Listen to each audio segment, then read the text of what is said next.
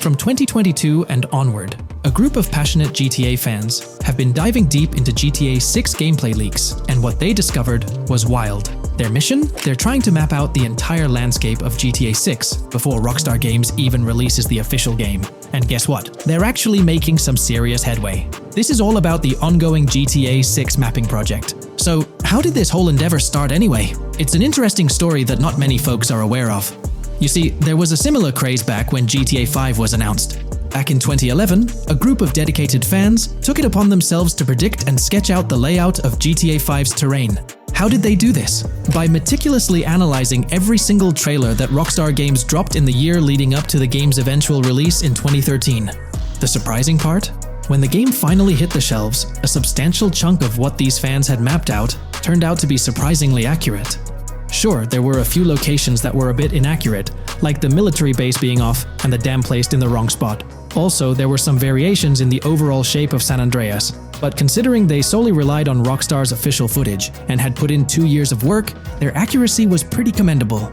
Now imagine this, if they could pull off that level of detail with just the trailers, think about what these enthusiasts could achieve with the leaked, under-the-radar stuff that slipped out prematurely. Plus, add in an extra year of combing through details and data. This mapping project is being led by a user called Dupzor, who is the project manager of this whole thing. On September 18th, 2022, when a massive leak dropped over 90 minutes of GTA 6 footage, the map enthusiasts went into full gear. While I can't exactly showcase the leaked content here, what really sparked the interest of the community were the coordinates embedded within the developer's HUD. These sneaky numbers revealed the exact whereabouts of the player concerning the game map. And let me tell you, GTA 6 fans wasted no time diving into this goldmine of information. With these coordinates in hand, the community went Sherlock Holmes mode, meticulously mapping out the game's terrain and identifying key locations. For instance, in one intriguing clip from the leaks, Lucia and Jason were caught in the act, robbing what seemed to be a Waffle House. This incident was marked by a simple white dot on their evolving map project. But it wasn't just a random dot, it was a significant clue. By cross-referencing the coordinates provided in this clip with other glimpses from the leaked footage, they managed to calculate the spatial relationships between different spots showcased in the leaks. This detective work allowed them to gauge distances and plot out the relative positioning of these places within the game world. However, it didn't stop there.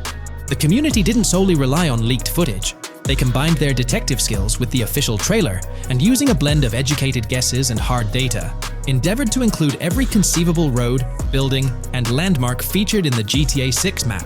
The goal? To create a comprehensive and accurate representation of the game's virtual world based on all available tidbits of information. It's a fascinating process that demonstrates the dedication and passion of gaming communities in piecing together the puzzle of what to expect in GTA 6. Since the leaks hit, the GTA community has been on a mission, working tirelessly to piece together the game's map. Their focus has mainly been on sketching out the main areas, the cities, towns, and key landmarks. It's been quite a collective effort, with everyone trying to contribute and fill in the blanks based on whatever clues they could find. Then, the trailer dropped, and it was a whole new ball game. Among all the fast cars and flashy scenes, Rockstar slipped in a subtle surprise for the observant fans.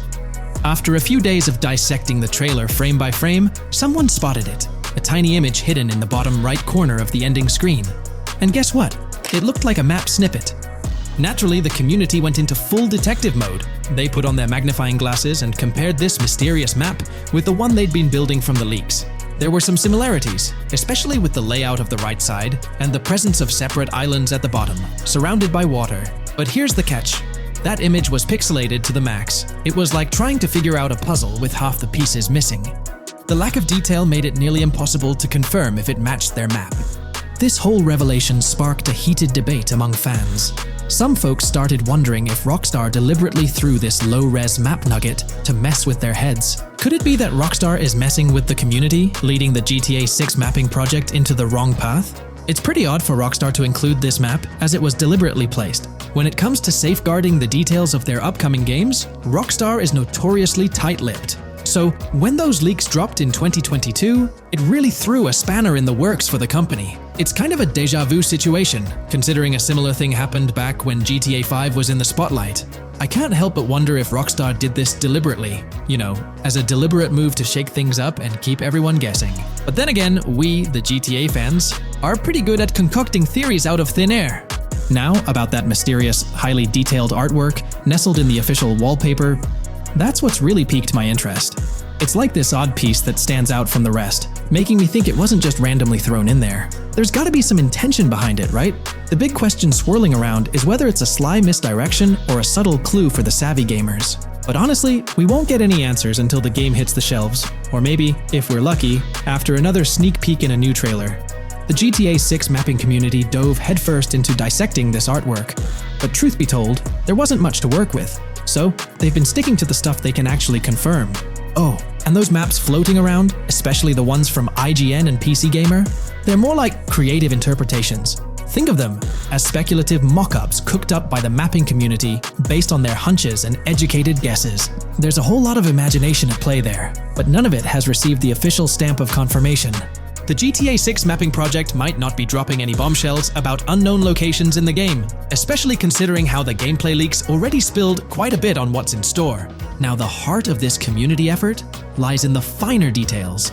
They're all about pinning down the exact spots where these landmarks and locations are going to be placed within the game's vast world. However, let's be real here. They've barely scratched the surface, covering roughly just 10% of the entire map. Still, kudos to them for the tremendous effort and progress they've managed to make with what they have. What's confirmed, though, is that this map in GTA 6 is going to be an absolute beast, nearly double the size of the already sprawling map in GTA 5. They've made strides, particularly in fleshing out the Miami Beach region seen in the trailer, those gorgeous Venetian islands from the breathtaking aerial shot, and even narrowing down the location of Lucia's incarceration in the game. Looking ahead, this ongoing commitment over the coming years will gradually unveil more insights into what we can anticipate from the GTA 6 map. In today's video, we'll delve into the most recent iteration of the GTA 6 mapping endeavor. We'll explore the freshest alterations introduced to the map, including newly incorporated locales and adjusted road placements. Additionally, we'll examine some intriguing revelations stemming from the inaugural official trailer, such as the appearance of a swordfish.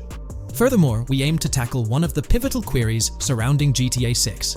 The extent of Rockstar's intention to amalgamate multiple states into the fictional entity of Leonida. We'll sift through all available clues, encompassing leaks and insights from the initial trailer, to shed light on the potential inclusion of Georgia in the game. Let's kick off by scrutinizing the latest rendition of the GTA 6 mapping endeavor. This most recent update, which debuted just a few hours ago, represents the pinnacle of this extensive fan-driven mapping project. Here's a peek at the current state of the GTA 6 map. We've got Vice City and Port Gellhorn in the mix, with tweaks made to both cities, along with some other spots on the map. Keep an eye out for changes like the prison from the opening shot and the Gator Keys. To kick things off, there's a fresh addition to Vice City known as Waning Sands. While details about this neighborhood are mostly speculative at this point, it's believed to be the setting for a pivotal scene from the trailer. You know, the one where Jason and Lucia dodge past a few police officers in their getaway vehicle. In this vicinity, you'll find the Evergreen Mall Center, prominently featured at the start of the scene. Keep an eye out for a sign on the right side of the frame, showcasing various stores set to be part of this plaza. In a recent mapping video, there was some speculation about whether this plaza would be fully accessible. While only part of the name MLE is visible at the top of the sign, it seems the mapping community is also leaning towards it being called Evergreen MLE. However, the exact location of the MLE within the plaza is still up for speculation. Notice how the buildings on the map are marked in red? Well, there are a few other speculative additions to Waning Sands. These include a gas station, Sailbolt K condos, and Cricket Club condos. Here's what we're using as a reference. You can catch a glimpse of the gas station roof along with other nearby buildings. In a previous video, we floated the idea that this could be Topgolf in Dalal, Florida. However, it seems unlikely now since the placement doesn't quite line up. But hey, let's hold off judgment until we know more. Now, let's talk about some updates in the positioning of various elements. The placement of several buildings, basements, speculative roads, metro, rail, crosstown, downtown, and Brickell has been tweaked. We're using yellow and purple lines to show the speculative metro and railway in Vice City. The metro system has seen some significant enhancements, especially in its connectivity to Vice City International Airport and the area between Crosstown and Brickell. The buildings in this vicinity have also been reorganized to more closely resemble their real-life counterparts. speculative roads and highways have been adjusted to better fit the new placements. We've also made slight adjustments to the rotation of the prison, from the opening scene with Luke to align with new evidence. Additionally, we've fine-tuned the positions of some trailer markers in the stockyard area, such as those for the car meet in Windwood and the bikers in Little Haiti. In terms of location changes, leaf links from the previous map version has been moved to Virginia Key, meaning earlier speculations regarding leaf links are no longer applicable. Furthermore, based on new radar map evidence, the shape of Picnic Island has been altered. Heading down south, you'll notice that Hamlet is no longer labeled as such. Instead, it's reverted to its real-life name, Homestead. This change suggests that Hamlet might be situated elsewhere in the game. Now, shifting our focus to Port Gellhorn, the other major city on the map, it's also undergone some updates. We've added more speculative details for the area across the body of water on the other side of Buer Bridge, incorporating new evidence into the mix. So, to sum up, those are the latest updates to the GTA 6 mapping project. Before we wrap up, let's delve into an interesting discovery from the first official trailer. I'm not into fishing, but I noticed this in the trailer, and my first thought was a swordfish, but I could be wrong. Is anyone who knows more about fishing able to confirm? Let me know what you all think this is. Well, that's quite an intriguing find. Personally, it seems like a house decoration to me, but I'm eager to hear your thoughts in the comments below. In the next part of this video, we'll tackle the question about Georgia. On display in the leaks and backed up by inside journalists, the game will feature a plethora of locations that focus on Miami and the surrounding areas. The two main locations of the game are Vice City, based on Miami, and Port Gellhorn, which lifts direct locations from Panama City. As well as this, it seems Rockstar have brought down and featured locations from Georgia, including a prison and mountain ranges not present in real-world Florida. I'm curious, do you think Georgia will make an appearance in GTA 6? Let's examine the evidence we have so far. There have been some recent findings, so let's kick off by checking out this Reddit post. Georgia evidence. In the leaks, there's a mention of canyon etchings, along with the other ambient events, which I thought couldn't be in or based in Florida. The nearest canyon to Florida is Providence Canyon State Park in Georgia, and is only 2.5 hours away from Florida. This also may explain Red Hill Forest and the testing of Scree Hills in the leaks. There's also a couple mountains, or large hills, seen in the trailer. The first looks more like a large hill in North Florida, probably for hill climbing, but the second one at the end of the trailer looks like a Georgia mountain, like the one seen in the leaks. First off, this individual is discussing a clip from the leaks, where a developer is seen firing an assault rifle at a vehicle while Lucia is in the background. They've noted several ramps in the clip, suggesting developers use them to test vehicles on different slopes. The clip also shows various types of ramps listed, including MTB ramps, hill climb, mud drag, Scree Hill, mud drag string, and crash tests, as well as MX tracks. The speculation is that Rockstar might have been testing the Scree Hill due to its resemblance to locations in Georgia. Additionally, two shots from the trailer show hills. One at the 59-second mark where someone jumps on a table, causing it to break, revealing multiple cars ascending a steep hill in the background. And another in the final shot, where Lucia kicks down the door to a convenience store, showing another hill or mountain through the window. Let's delve into the comments and see what the community thinks about these hills. Are there similar hills in Florida?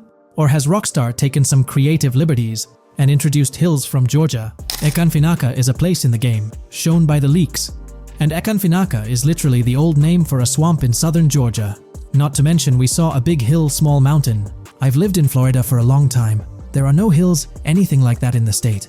Northern Florida has some hills, but nothing like that at all. The hill in the leaks resembles the Blue Ridge in northern Georgia. It's a fictional state. It could be a collection of features from 4 or 5 states for all we know. 2 hours outside of Florida is hardly breaking the concept.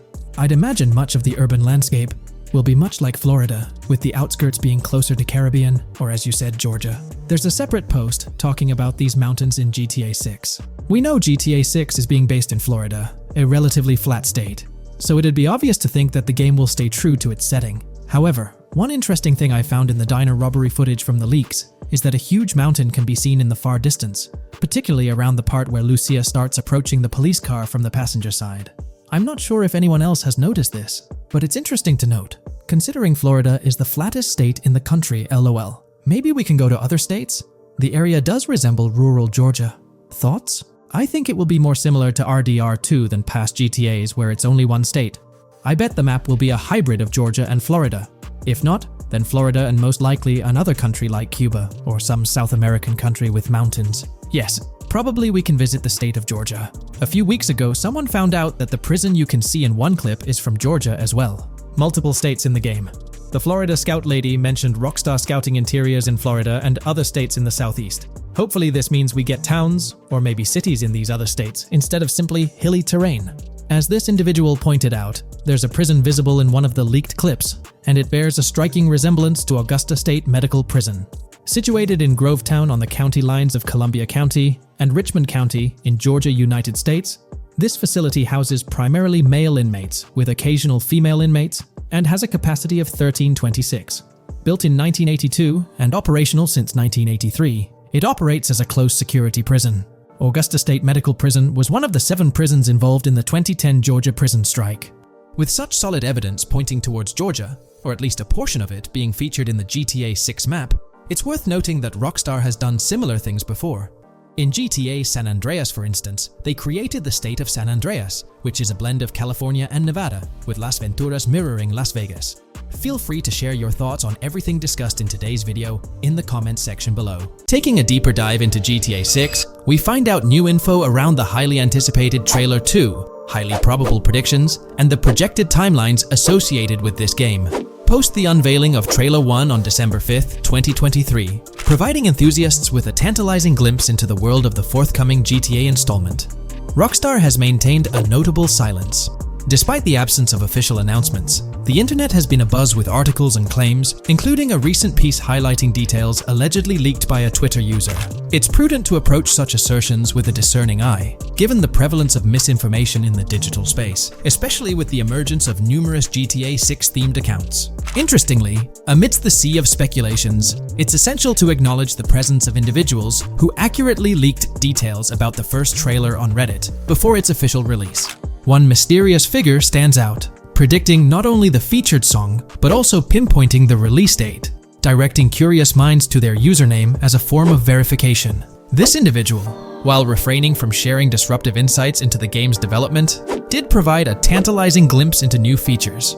Among the disclosed features are the intriguing prospect of dual-wielding weapons, confirmed instances of gore and dismemberment, and the promise of varied sunset colors.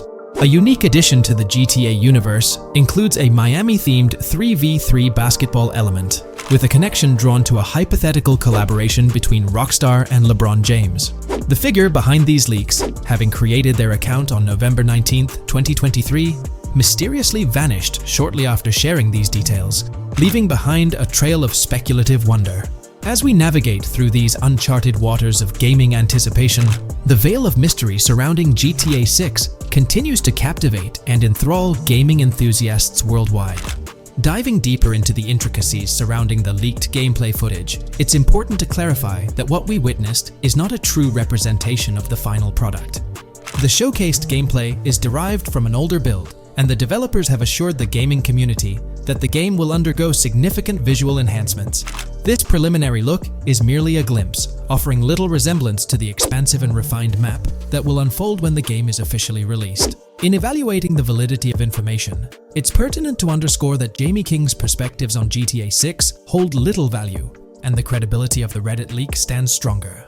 As is customary in the gaming landscape, a level of skepticism is warranted, particularly given the prevalence of misinformation circulating through various GTA 6 related accounts. Now, turning our focus to the anticipation surrounding the release of the second trailer for GTA 6, historical trends provide valuable insights. Examining the timelines of previous releases, such as GTA 5 and Red Dead Redemption 2, reveals a consistent pattern. The second trailer typically arrives approximately a year after the debut of the first one. This established rhythm aligns with expectations for GTA 6. Considering the guidance from Rockstar and its parent company, Take-Two Interactive, which envisions the game's release in fiscal year 2025, ending on March 31st, the stage is set for an eagerly awaited gaming experience. The projected revenue of $8 billion underscores the ambitious plans to deliver groundbreaking titles, with GTA 6 at the forefront. The confirmation of the 2025 release through the first official trailer adds another layer of certainty to the equation. With the prospective release of GTA 6 in the first quarter of 2025, the logical assumption is that the second trailer will make its debut sometime in 2024. Speculations within the gaming community have surfaced, with one user dissecting the first trailer and estimating an August or October release for Trailer 2, followed by a potential final trailer in January. The sentiment resonates with the idea of maintaining momentum and sustaining excitement among fans. An intriguing twist enters the narrative with the potential release of the PS5 Pro in November, suggesting a strategic move to reduce the waiting time for additional information. As the community engages in this dynamic dance of anticipation, excitement mounts for the next trailer, where glimpses of actual gameplay are eagerly awaited. Venturing deeper into the realm of anticipation surrounding GTA 6, comparisons with Red Dead Redemption 2, which boasted 6 trailers, underscore the immense budget and expansive scope that the upcoming installment is set to showcase. Expectations are set for a dynamic marketing approach with 2 trailers, each dedicated to unraveling the story of a protagonist. This anticipation is further fueled by the likelihood of a dedicated gameplay trailer, shedding light on the mechanics and features, as well as a comprehensive trailer providing insights into the vastness of the game's map. Additionally, there's a tantalizing prospect of a trailer focusing on the diverse groups and gangs that inhabit distinct zones within the game. This comprehensive promotional strategy is indicative of a monumental project that promises to redefine the gaming landscape. Now, let's unravel the rationale behind the assertion that GTA 6 is poised for a late 2025 release. Examining the historical trajectory of game releases, particularly the 2-year gap between the initial trailer and the game hitting the shelves, aligns seamlessly with fiscal reports. This alignment serves as a solid foundation for confidence in predicting the game's availability by the end of 2025. Pondering the intriguing possibility that GTA 6's launch timeline might mirror that of its predecessor, GTA 5, sparks curiosity. Noting the first teaser trailer's debut on November 2nd, 2011, and comparing it with GTA 5's unveiling on December 5th, 2023, there's a parallelism that invites speculation. Expanding this analogy to include the release of the first 2 screenshots for GTA 5 on July 12, 2012, suggests a timeline for potential content drops for GTA 6. If we entertain the notion of a 1-year gap between the first and second trailers, mirroring historical patterns, and factor in Rockstar's potential aim for a fall release, an intricate timeline unfolds. Of course, acknowledging the industry's unpredictability, potential delays could sway this projection. Encouraging the community to share their insights, the script opens a channel for predictions regarding the release of GTA 6 Trailer 2. For those intrigued by a personal timeline, a meticulous projection is presented. The anticipation of Trailer 2 making its debut around April or May 2024, strategically ahead of the summer, is poised to keep the gaming community buzzing. Subsequent to this, the prediction of a 3rd trailer, potentially a gameplay trailer, surfacing around October or November of the same year, with the possibility of extending into December, adds to the excitement. Early 2025 is earmarked for another critical trailer, presumably a launch trailer, complemented by TV spots to amplify the buzz. During the interim periods, additional content drops are anticipated, featuring new screenshots, short-form videos, and artworks, ensuring a sustained engagement with the gaming audience. Acknowledging the evolving landscape of marketing, the script posits that character trailers, a hallmark of GTA 5's promotional strategy, may not be a focal point this time. The shift from 3 protagonists in GTA 5 to 2 in the current installment lends credence to this assertion. The first trailer introduced Lucia, and the prediction is that the second trailer will shift the spotlight to Jason, offering glimpses into his character and potentially unveiling more facets of the game's map, including Sport Gellhorn. Furthermore, a dedicated story trailer is envisioned, delving deeper into the narrative, characters, and plot. If Rockstar aims to sustain the momentum generated by the first trailer and is eyeing an early 2025 release, the likelihood of witnessing the second trailer before the summer of the current year becomes plausible. This expansive and speculative exploration of GTA 6's potential trajectory invites the gaming community to share their perspectives, fostering an engaging discourse in the comments section. In today's video, I'll be discussing the recent developments in the GTA 6 mapping project. We'll delve into the latest additions, including new locations featured in Trailer 1, adjustments to existing locations, refinements in certain areas, and exciting discoveries from the latest trailer, such as the yacht interior, surfboards, Princess Robot bubblegum, and more. Let's start by examining the mapping project itself. It's been some time since our last update on this front, and there have been notable changes to the map since then. This iteration represents the most recent version of the GTA 6 mapping project, spearheaded by Dupee's 0R. Below, you'll find a roster of individuals who have contributed to this endeavor, and it's worth noting that this list has been recently updated. This project stands as the largest and most comprehensive effort within the fan community, with the goal of predicting the map of GTA 6 as accurately as possible prior to its official unveiling. DuPZ0R mentioned that there's still an extensive list of elements to incorporate and modify, but for now, this update suffices. Anticipate further alterations to the map in subsequent updates. This iteration represents the latest version of the GTA 6 mapping project. Notable adjustments have been made to the legend and the manner in which various elements are annotated on the map. All markers now include viewing cones to indicate their general viewing direction. However, it's important to note that the angle of these cones is merely symbolic. Additionally, speculative location markers have been updated with red outlines to differentiate them from non-location markers. Furthermore, coordinate markers now display their corresponding clip names for easier identification. Changes have also been made to the naming conventions in the key section. For instance, you'll notice that the markers now include the names of the clips they are derived from. Let's delve into the alterations specific to Vice City. The angles of Rock Ridge and Stockyard have been tweaked to align with calculations/evidence and to better match the coordinates. By observing the outlines, you can see that both the Rock Ridge and Stockyard areas have been subtly adjusted, ensuring a more cohesive layout. There's a noticeable improvement in alignment. A notable update to the map is this section here.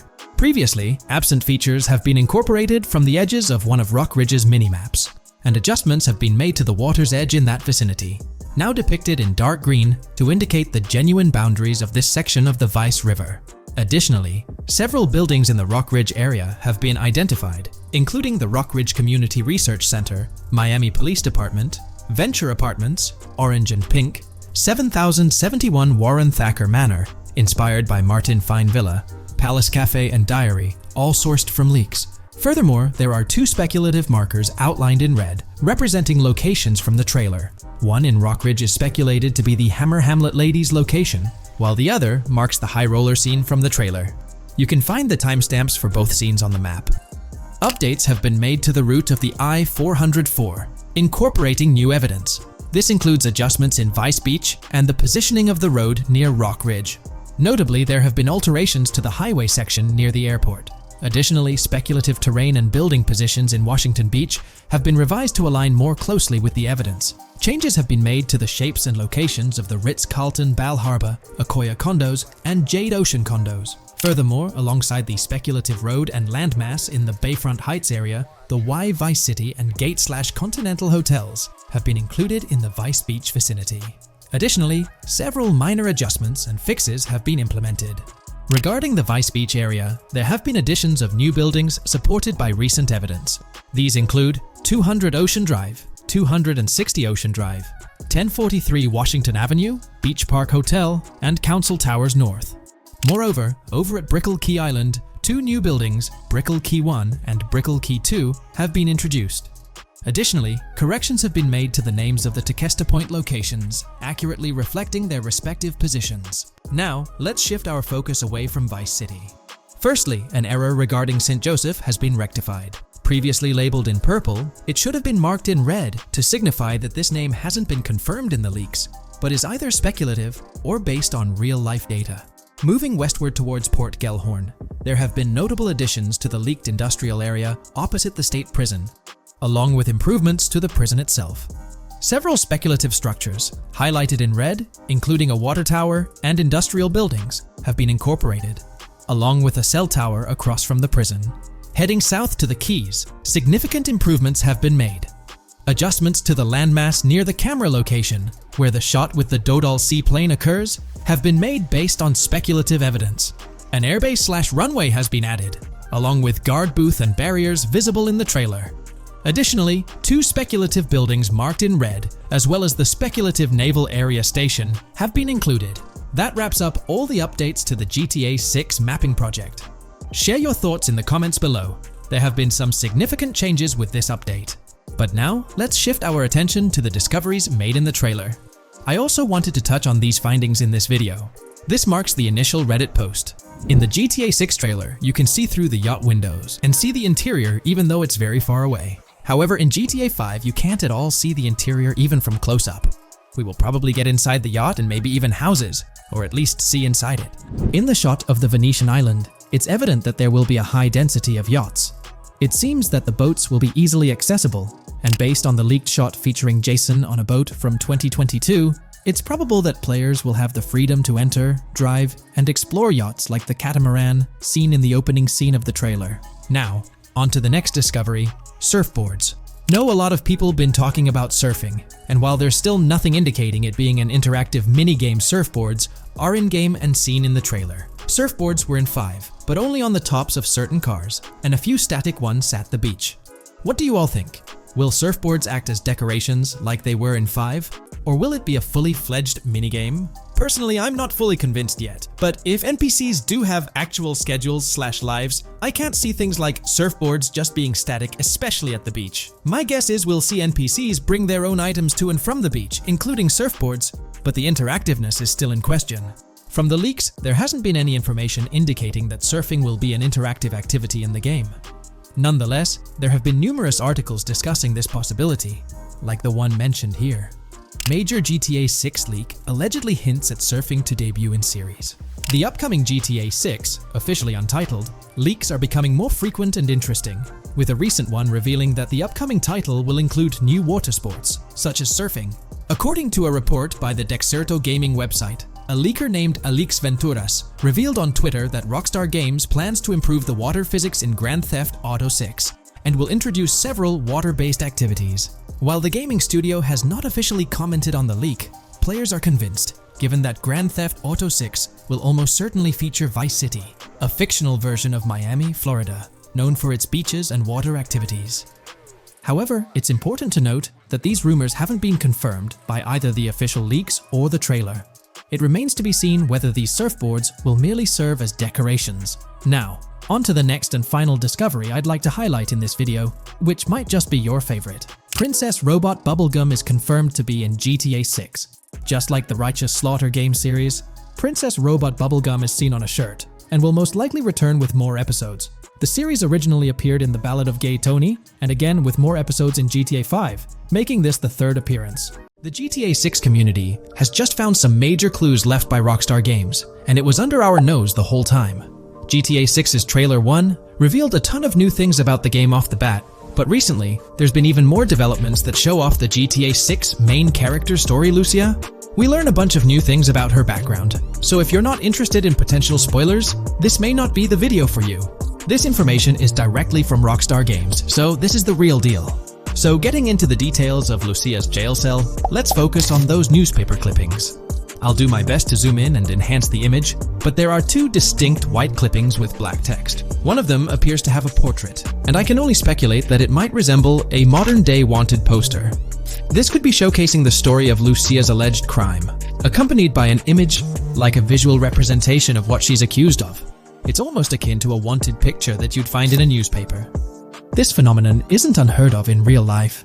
When people do something noteworthy or newsworthy, it's not uncommon for them to keep a record of it, like an article, and put it up on their wall as a sort of memento. It's like a snapshot of a moment in their life, even if it involves legal trouble. So Lucia might be preserving this particular newspaper clipping as a piece of her history, whether it's for sentimental reasons or perhaps as a reminder of the circumstances that led to her incarceration. Now let's broaden the scope a bit and draw comparisons to previous GTA protagonists. Take Michael DeSanta, for instance. His mansion has family photos on the walls.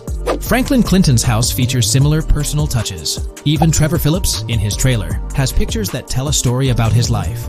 It's not just confined to the HD era. Even in the 3D era games, characters had their own way of leaving traces of their lives in their living spaces. This inclination to personalized living spaces is fascinating. In Lucia's case, the jail cell is an unexpected canvas for her personal story. It makes you wonder about her background, the choices she made, and the events that led her to that cell. Exploring these details could give us a deeper understanding of who she is and why she's in the predicament we find her in. Considering Lucia's attachment to those newspaper clippings, it raises interesting questions about her attitude towards her crimes. Perhaps she finds a sense of pride, or even enjoys the bit of notoriety or fame she's garnered from her actions. Keeping those clippings might be her way of cherishing the attention or recognition she's received. The prospect of spending a substantial amount of time in prison also suggests that it could involve more than just a brief cutscene, but potentially a series of missions within the jail environment. Now, shifting our attention to the picture above the bunk bed, it's a bit of a visual puzzle.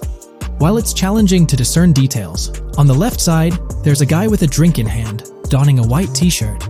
Next to him is a woman with voluminous hair, and in the foreground, there's another figure. This composition raises the question of whether these individuals could be Lucia's family. The dynamics and connections between characters are often crucial in unraveling the narrative of any GTA game. Acknowledging my limited knowledge about jail life, it's uncertain whether inmates generally have the privilege of keeping photographs with them as mementos.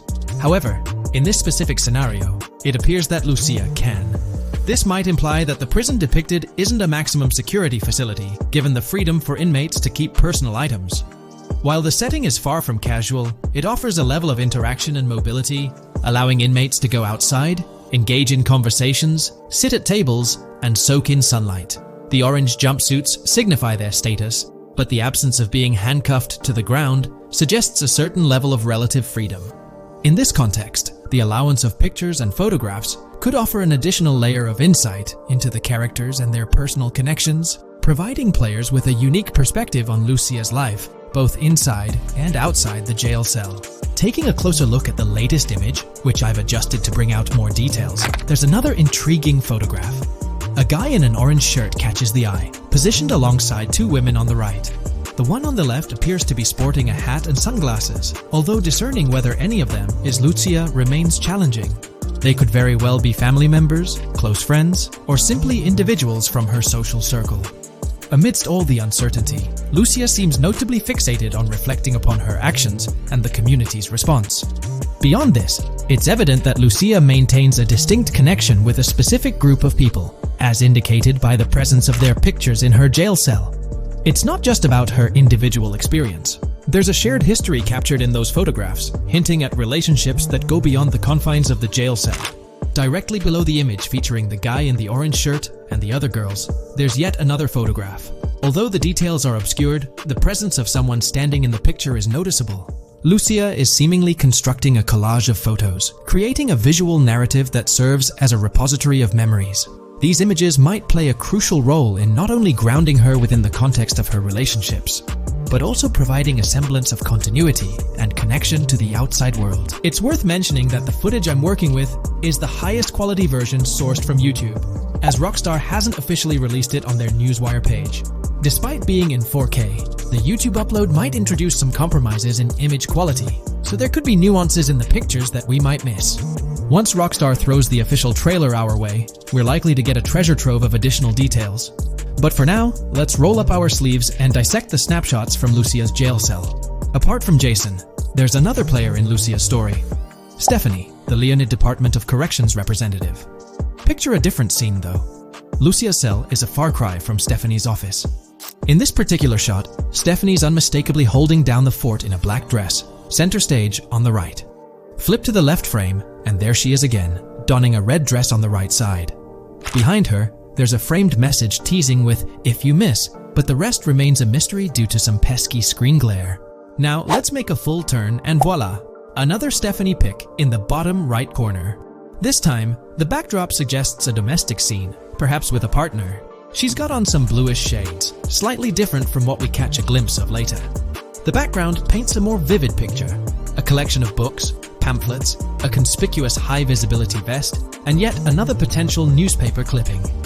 Whether it's a routine thing or an anomaly, the jury's still out.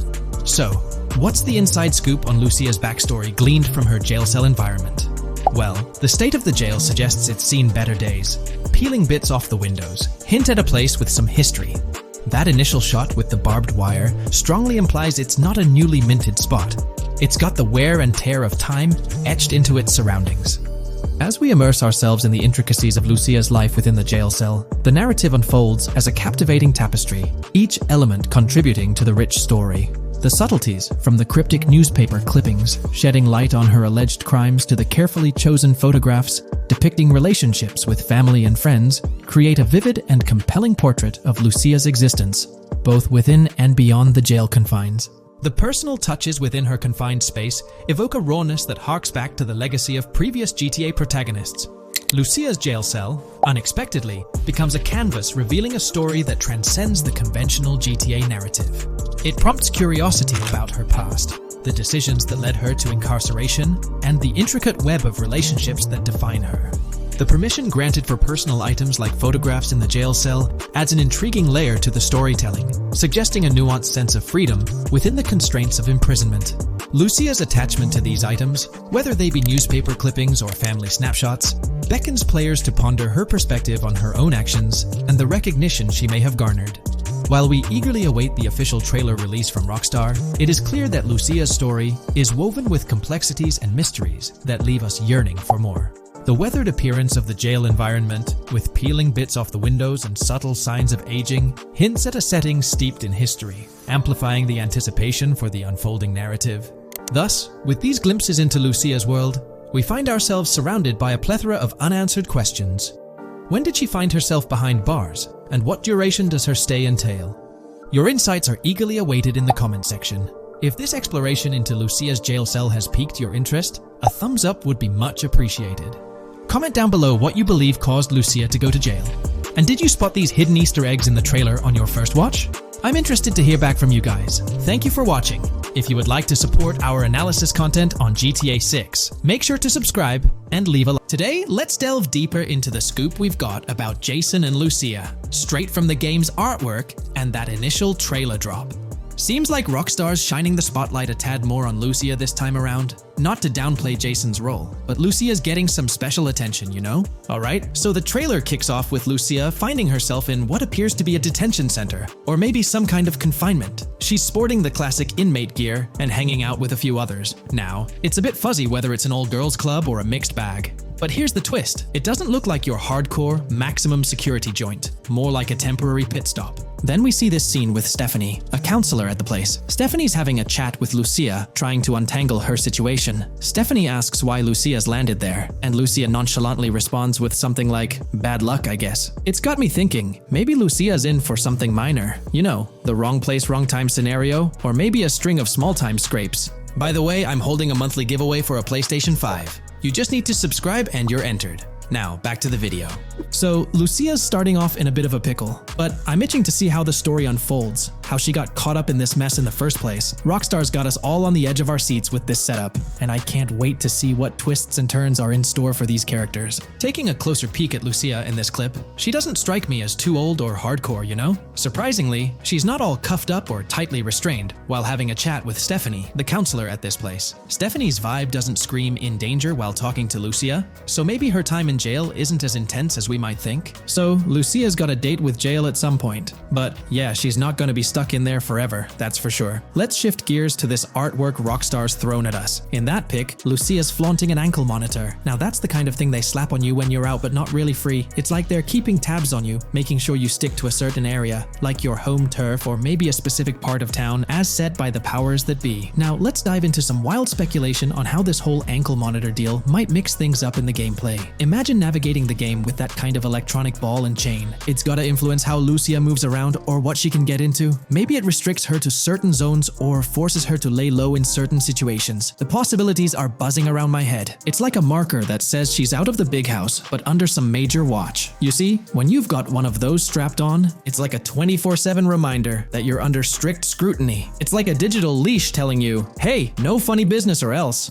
Now think about how this could shake up the game's map dynamics. Rockstar might play a throwback card to the old GTA vibes, where you're restricted to certain parts of the map at the start. As you progress through the story, you gradually unlock more turf to roam. Picture Lucia, stuck in a zone until she can shake off that monitor, whether she manages to ditch it by some gutsy escape, or someone legally gives her the green light. Fast forward a bit, and we spot Jason and Lucia in a pretty dicey scene. Jason's in the driver's seat, Lucia's riding shotgun, and they're peeling away from what looks like a scene post-crime. A couple of cop cars are hot on their tail, lights flashing and sirens blaring. maneuvering. Jason's got his hands tight on the wheel, sneakily glancing at the cops as they whiz past. Then, when they're out of sight, he shoots Lucia a glance that screams serious concern. It's crystal clear these two are linked somehow, tied together by that ankle monitor and whatever legal trouble they're entangled in. How's that for a curveball in the storyline? There's this air of suspense and questions lingering. What did they do? And how does it all connect back to Lucia's time in the slammer? The plot thickens, and I'm itching to see where this tangled web leads us. Let's zoom in on Lucia for a moment. You know, it's not giving off that classic jailbreak vibe. When you make a daring escape from the big house, you don't come out with an ankle monitor like you've been given a hall pass. Nah, it's more like you become public enemy number one, constantly dodging the long arm of the law. It's got echoes of that on-the-run feel from Red Dead Redemption 2, where you're always watching your back. Wonder if Rockstar's planning to revisit that kind of storyline here? But here's a thought that's been gnawing at me. What if Jason's got this noble quest to keep Lucia out of hot water? Could be, but there's this lingering sense that they've got some pressing reasons behind these actions. It's like they're in this situation either by design or due to some pressing needs. Speaking of which, let's take a peek at the next scene in the sequence. You've got Lucia holding a bundle of cash that could make anyone's eyes widen, stacks of 20s and crisp hundreds. And what's she doing? Nonchalantly turning away from law enforcement? It's like we're getting a glimpse into the aftermath of a successful heist. And then there's this sight, both of them, dressed up with bandanas and masks, keeping their identities under wraps as they bolt out of what seems to be a rundown corner store situated in the middle of nowhere. There's this air of confidence about them, but choosing a low-profile place like this hints at something. They're not doing this for kicks. No, it's like they're in dire need of funds. Now let's talk about Jason's wheels. It's not some flashy top-of-the-line ride like you'd expect from Michael DeSanta's swanky tailgater in GTA 5. Nope, Jason's driving an older model, something more modest. It gives off this vibe that they might not be swimming in cash. The whole picture seems to paint a story of urgency. Lucia's holding a stash of cash, they're hitting a low-key spot, and Jason's not cruising around in luxury. It's like they're pushed into a corner, perhaps strapped for cash, and pushed into some tough choices. There's definitely more to this tale than meets the eye. Let's dive into Jason and Lucia's ride. They're cruising around, making these slick turns and slides. It doesn't seem like they're trying to dodge cops. You can even hear Lucia kinda squeal. She's gripping the car's side in a way that screams thrill ride. Looks like they've got a pretty upbeat and tight relationship.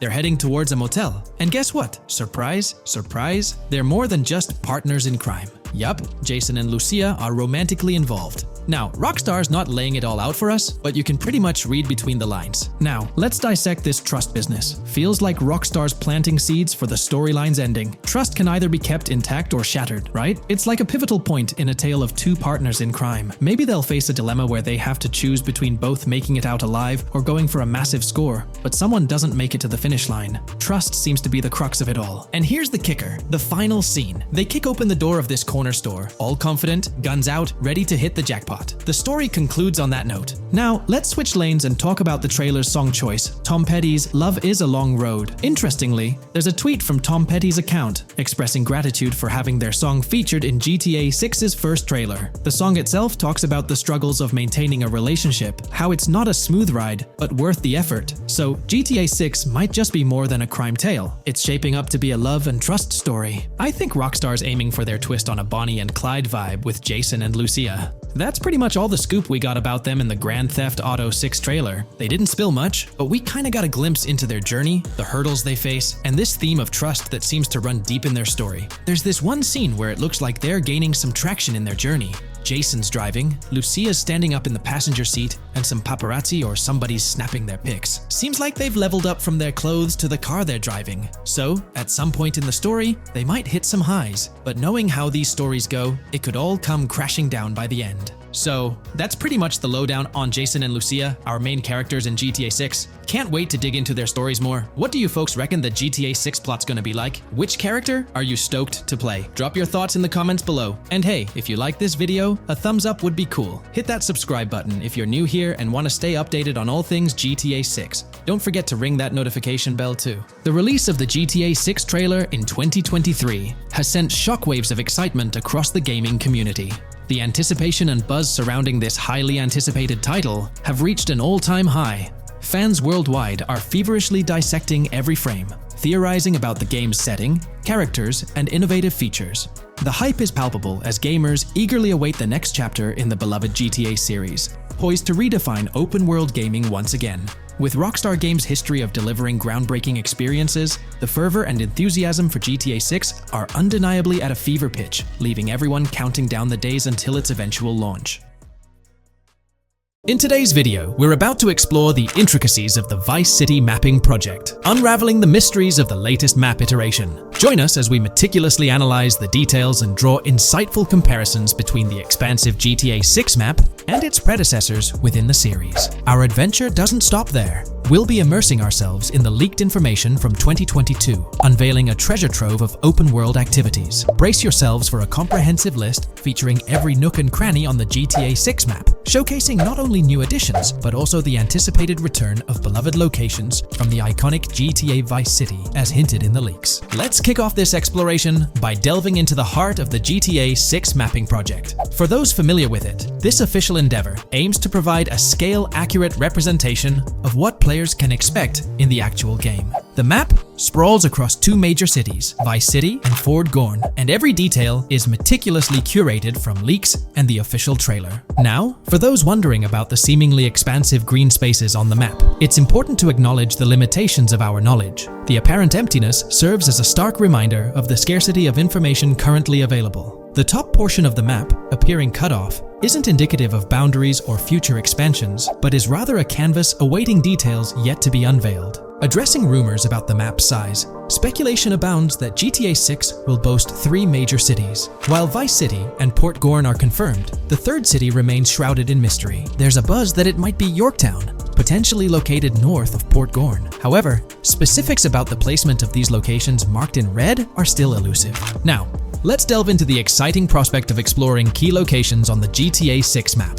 These names, extracted from the official trailer and leaks, offer a tantalizing glimpse into the rich and diverse world awaiting players. Get ready to traverse the landscapes of Yorktown Red Hill Fairyland Forest, near Berryland, a whimsical Disneyland parody, Ambrosia Lake, Leonida, Lore North, Beaches Belleville, Ica, Vice City, Hamlet, Grass Rivers, and the enigmatic Gator Keys. As our journey unfolds, stay tuned for more updates, insights, and speculations surrounding the continually expanding universe of GTA 6. The road ahead promises thrilling surprises, and we're here to navigate it together. Now, let's delve deeper into the intriguing details surrounding Port Gellhorn. The bustling streets and structures around Hank's Waffles Diner, a focal point for a heist according to the leaks, spark anticipation for dynamic in-game events. The meticulous rendering of these locales not only captures the essence of the city, but also invites players to immerse themselves in the narrative-driven experiences that Rockstar Games is known for. Examining the speculative changes in Port Gellhorn, the notable relocation of the Port Gellhorn airfield suggests a strategic reimagining of the city's layout. This shift, coupled with the adjustment of the Port Gellhorn Raceway, hints at a carefully planned urban evolution,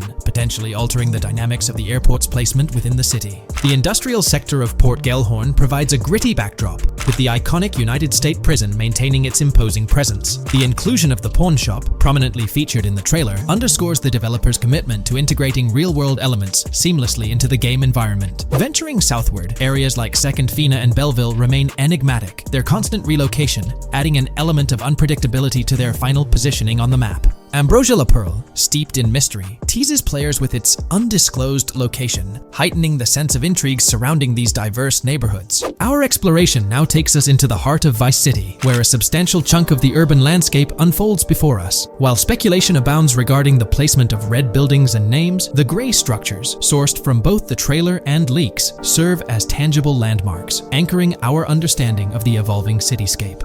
Vice Beach emerges as a vibrant district, adorned with numerous hotels that were meticulously analyzed in previous videos, providing a tangible link between the virtual world and its real-life counterparts. Washington Beach, with its diverse skyline, beckons players with promises of new adventures, enhanced by the improved streets of Stockyard, Little Haiti, Rock Ridge, and Crosstown, as showcased in the trailer footage. Descending further into the enchanting realm of Grass Rivers, we come across the enigmatic district of Hamlet, speculated to mirror the charm of Homestead. Yet, the persistent red designation leaves us tantalizingly in the dark about its precise location. This region reveals fascinating landmarks, including a power plant nestled at Turkey Point and a sewage treatment plant, painting a vivid picture of the industrial landscape. as gleaned from leaked footage. The presence of grass rivers itself, along with the mysterious gator keys and the alluring sundown, adds an extra layer of intrigue to this particular segment of the expansive GTA 6 map. A moment of appreciation is certainly due to the dedicated individuals steering the mapping project, whose commendable efforts grant fans an evolving and detailed peek into the GTA 6 world. Their commitment to accuracy and meticulous attention to detail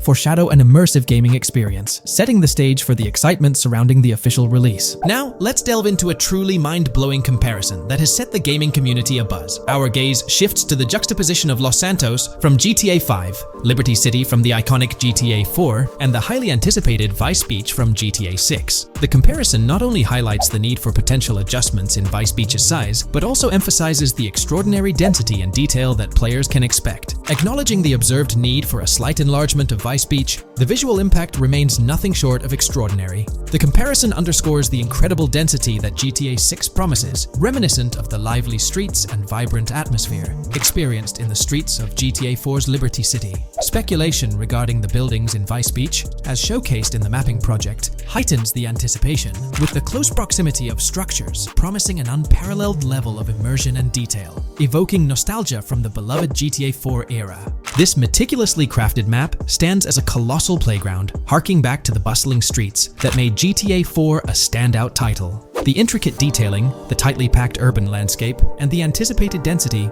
all point towards an experience that pays homage to the franchise's esteemed roots, while pushing boundaries in the expansive open-world genre. The enormity of GTA 6, both in size and detail, heralds a new era in gaming. The astonishing comparison, showcasing the potential density and intricacy of Vice City, is nothing short of a revelation. A special acknowledgement goes out to the mapping community for their outstanding work in envisioning an entire Vice City characterized by a multitude of buildings. The level of density and detail promised is unprecedented and is set to redefine the benchmarks of open-world gaming. The concept of an expansive map allegedly featuring 3 cities elevates the excitement, presenting players with a gaming landscape of unparalleled proportions. Now, delving into the realm of open-world activities revealed in the 2022 leaks, the thrill intensifies. With 4 confirmed activities and the potential inclusion of dice, GTA 6 promises a diverse range of immersive experiences. Golf, fishing, and races are confirmed elements that contribute to the dynamic and engaging environment that Rockstar Games is crafting.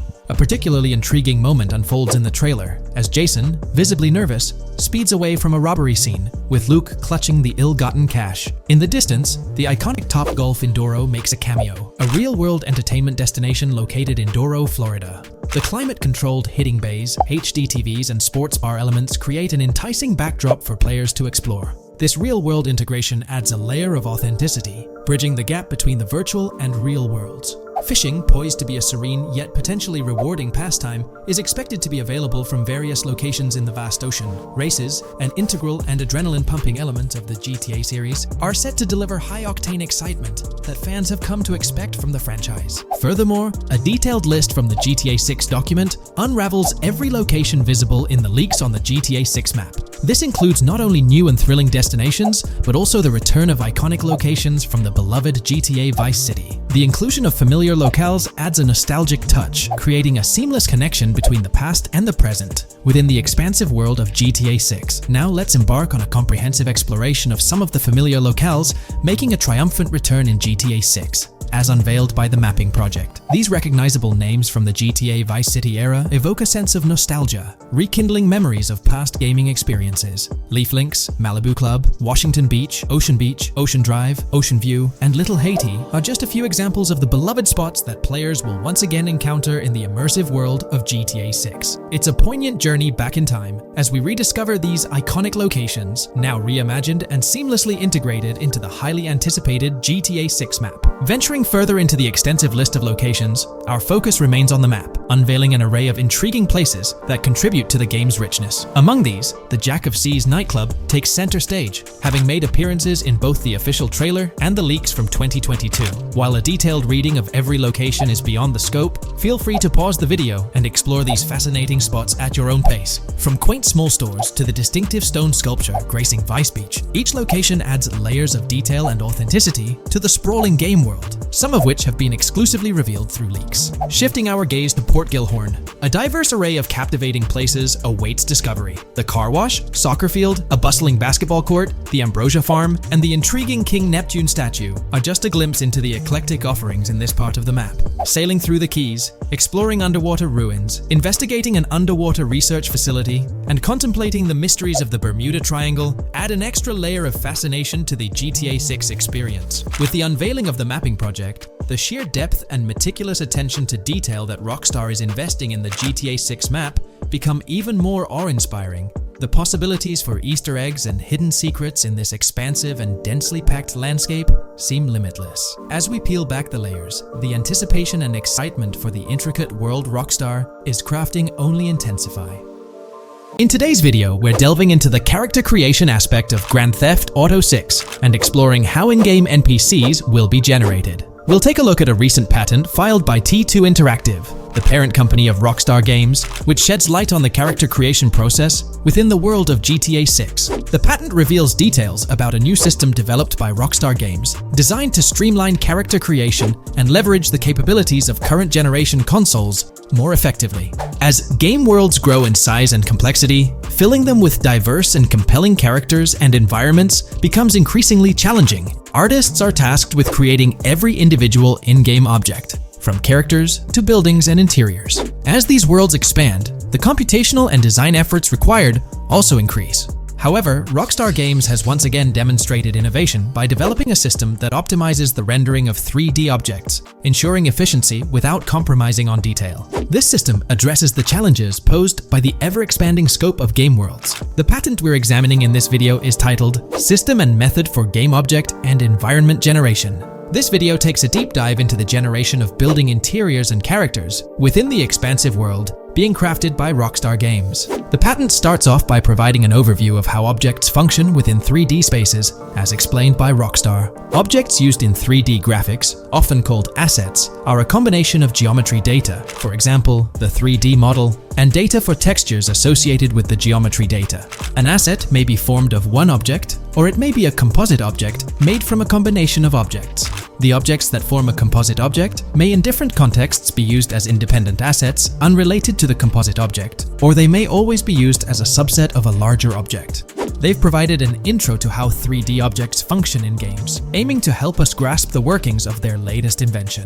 Persons of skill in the art will recognize that many different sorts of assets, such as vehicles, can be made from collections of subcomponents. For example, one aspect of the game might require a room, say a dining room. That entire dining room could be considered one game asset, but it will likely be created from several other assets, such as a table, chairs, dishes, glasses, wallpaper, flooring, etc. The glasses and chairs are independent of the larger dining room asset. As another example, a virtual person in the game, such a background character in a scene, would also be an asset. A person asset might be made up of a number of interchangeable objects, such as legs, a torso, arms, a head, etc. Because the person is made up of interchangeable objects, a variety of different persona sets can be made by mixing and matching different constituent parts. But a body part like a torso might always be used as a subpart of a larger body object. Prior art systems generally include libraries of game assets. The systems and methods of the present disclosure add a metadata layer to these game asset systems and provide modified development and game architectures to take advantage of the new metadata layer. This metadata layer includes tags that are added to the object in order to provide useful descriptors. In a preferred embodiment, these descriptors are completely free-form and without context. This allows developers to specify information about objects as needed without having to be locked into a rich pre-configured schema. Rockstar's new system introduces an additional metadata layer and utilizes tags for enhanced functionality. In the next section, they provide examples illustrating how this tagging system will operate. For instance, characters and virtual beings within the game world will be assigned tags like skinny, chubby, average, attractive, ugly, young, old, and so on. They explain that this tagging system won't just apply to the 3D models or textures alone, but to the entire object package, which includes the model and its associated textures. Essentially, every aspect of a particular character will be tagged. For example, skin textures for elderly characters will be tagged as old, while arms and torsos for heavier characters will be tagged as chubby. They also list other tag examples provided by Rockstar, such as sporty, hipster, emo, preppy, nerdy, luxury, basic, new, worn out, business, and formal. Moreover, each component can have its own tag, and there can even be collections of assets with tags. Furthermore, they explain that all these assets can be stored on servers for easy developer access via an application programming interface (API). Additionally, these assets can be stored in various formats like XML, limited text, binary encoding, relational databases, and others, depending on the developer's proficiency. The systems and methods of the present disclosure further advantageously use the metadata via a rule set layer that uses the metadata to increase the speed and efficiency of game rendering, world or scene creation, game script execution, and rendering fidelity. In particular, the rule set allows designers to add context to the tags and to control their use by setting rules for the asset usage and the asset's interaction with the game and other objects. These rules are unrestricted and can be used to provide a wide variety of different capabilities and restrictions for objects. Let's take a look at how these tags will be put into action. For instance, if a jacket object is created, a tag like additional top garment can be assigned to it. Then, during gameplay, certain rules might search for this specific tag to identify objects like jackets. Furthermore, in a cold setting, the character's health stat may decrease at a slower rate because the character stays warm with the additional top garment. Moreover, the additional top garment tag could enhance rendering efficiency. For instance, if a character wears a shirt underneath a jacket, the shirt occupies memory space. Since the shirt is mostly covered by the jacket, Rockstar plans to replace the full shirt with a smaller texture, only containing the visible parts under the jacket, thus conserving memory. The combination of tags and the rule set can also be used advantageously for procedural generation of game objects and environments. For example, a game scene could be created in a game script by calling assets based on tags, rather than calling the assets explicitly. For example, if the game scene called for virtual characters in a movie theater, the game designer could simply specify a need for predetermined X number of characters with casual dress. If the designer wanted a sci-fi movie playing at the theater, it might also call for a higher percentage than normal of characters tagged nerdy. The metadata rule set interface would interpret these general instructions at game runtime to randomly generate virtual characters fulfilling those needs. Additionally, this system offers increased efficiency. For instance, the entire character object doesn't need to be packaged before streaming to the GPU for processing. Instead, they can be generated directly on the GPU using existing model and texture assets. Of course, Rockstar aims to utilize as many preloaded GPU textures as possible, while maintaining a realistic variety in the scene.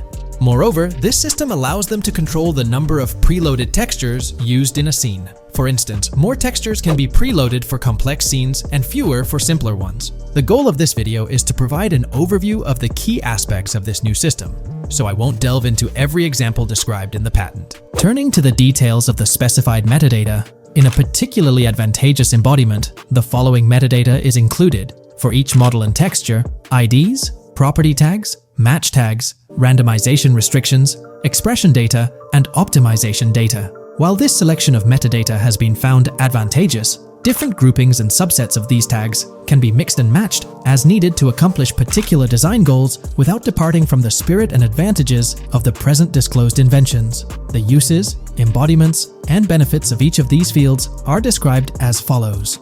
These elements constitute the metadata, and while I won't delve into each one individually, they essentially represent the various tagging methods Rockstar employs to organize models and textures. These tags facilitate accurate and efficient filtering and sorting of assets within the virtual world. I trust this video provided you with an understanding of the tagging system Rockstar has devised. I'm personally excited about the potential for greater NPC variety in this vast world. Feel free to share your thoughts in the comments below. There's been quite a buzz about Jason, one of the main leads in the highly anticipated Grand Theft Auto 6. People are spinning theories left, right, and center, suggesting he might be an undercover cop, an agent, an ex-cop, or even someone with a military background. It's been the talk of the town ever since the first official trailer dropped. Now, I've got to warn you, what we're about to discuss might just spoil a bit of the GTA 6 storyline for you. But hey, if you've been keeping tabs on the GTA 6 grapevine, chances are you've already heard murmurs about these theories. Now, I gotta stress, folks, that as exciting as these speculations are, they're just that, speculations. Nothing set in stone. But here's the deal. There are some interesting things in Jason's outfit, from certain glimpses in the trailers and Rockstar's promotional stuff, that sort of fuel these speculations. They're like breadcrumbs teasing us about Jason's potential undercover identity. So today, I'm here to unravel these clues and take you through the evidence we've got so far. We'll start with the very first trailer of Grand Theft Auto 6. You know, the one that set the internet on fire? We'll dissect it bit by bit and get into the nitty-gritty of this theory that's got the GTA 6 community all hyped up. And it's not just about the trailers, folks. Oh no, there's a whole treasure trove of articles out there discussing findings made by fans, diving into details, and connecting dots. We're gonna sift through all that too. And hey, while we're at it, let's not forget about the actors. There's been some chatter about who might be stepping into the shoes of Jason in this game. So we'll toss that into the mix as well. There's plenty to unravel, and we're here to explore every nook and cranny of this speculation, piece by piece. So grab your favorite snack, get comfy, because we're about to embark on a journey through the GTA 6 speculations, theories, and rumors about Jason. Let's start off by jumping into this interesting Reddit post. I've seen some speculation that Jason is an undercover cop makes sense since we see first-person gameplay of a police raid. I'm guessing he falls in love with Lucia, and his storm between his duty and his love could be not true, but it seems like it would be a good twist in something Rockstar would do. Okay, let's take a deeper dive into this scene where we encounter these 4 police officers. They're pretty unmistakably cops with that distinct police badge on their body armor. It's crucial to note the small details here, especially regarding their attire, as it might hold some key information. Now, among this squad of officers, there's one guy who stands out from the rest. He's chilling on the far right, sporting a casual white tank top, while the others are all suited up in body armor, their caps turned backward. This difference suggests a hierarchy within the group, making us wonder if this dude's perhaps a higher up or holds a different position within the force. The intriguing part, though, is the context of this scene. It feels like a pivotal moment, almost as if these officers are significant characters in the narrative. But let's pump the brakes a bit. It's all speculation at this point. We can't be certain of their importance or their roles in the storyline just yet. Now, let's loop this back to Jason, the main focus of our attention. There's a striking connection here. The cop on the far right and the one in the middle, both sporting these distinct olive green cargo pants. These pants seem to be a part of their uniform, something that catches the eye. But here's the twist. The same style of cargo pants is seen on Jason in the official Grand Theft Auto 6 artwork released by Rockstar. Coincidence? Maybe, but it feels like too much of a match to ignore. What's up with these pants? Is it a fashion trend among the police force in the GTA 6 universe? Or could it be hinting at a deeper connection between these officers and our protagonist Jason? The plot thickens, and we're left to ponder the significance of these subtle visual cues. Is there a backstory linking these officers to Jason? Or is it merely a design choice by the creators to establish a visual pattern? We're left with questions, my friends. Questions that make us itch to uncover more about this intriguing storyline. So, buckle up as we continue this investigation, piecing together clues and theories, aiming to decipher the enigmatic links between these officers and our mysterious main character, Jason. There's a whole world of possibilities waiting to be explored within the realm of Grand Theft Auto 6. Let's dive into this article by Exputer that further supports this rumor. GTA 6 fans have been busy digging into the lore of both protagonists since the trailer dropped. It appears that users may already have found notable details about Jason. A slew of forums and posts have popped up with speculations with evidence that complies with prior findings. A post by the Redditor, Jack_Torrance80, on the GTA 6 subreddit solidifies the past rumors that clarified that Jason would start the game as a cop. The pants worn by the protagonist in the GTA 6 poster are a part of the official uniform of Miami-Dade Police. The green cargo pants are the same color used by the Miami-Dade Police SWAT team. Additionally, the inclusion of body cam footage in the trailer may also imply his past background as a cop. It is speculated that he was dismissed from the service during the events of the game, having to continue his life as a petty thief. In the side-by-side comparison, you'll notice something intriguing.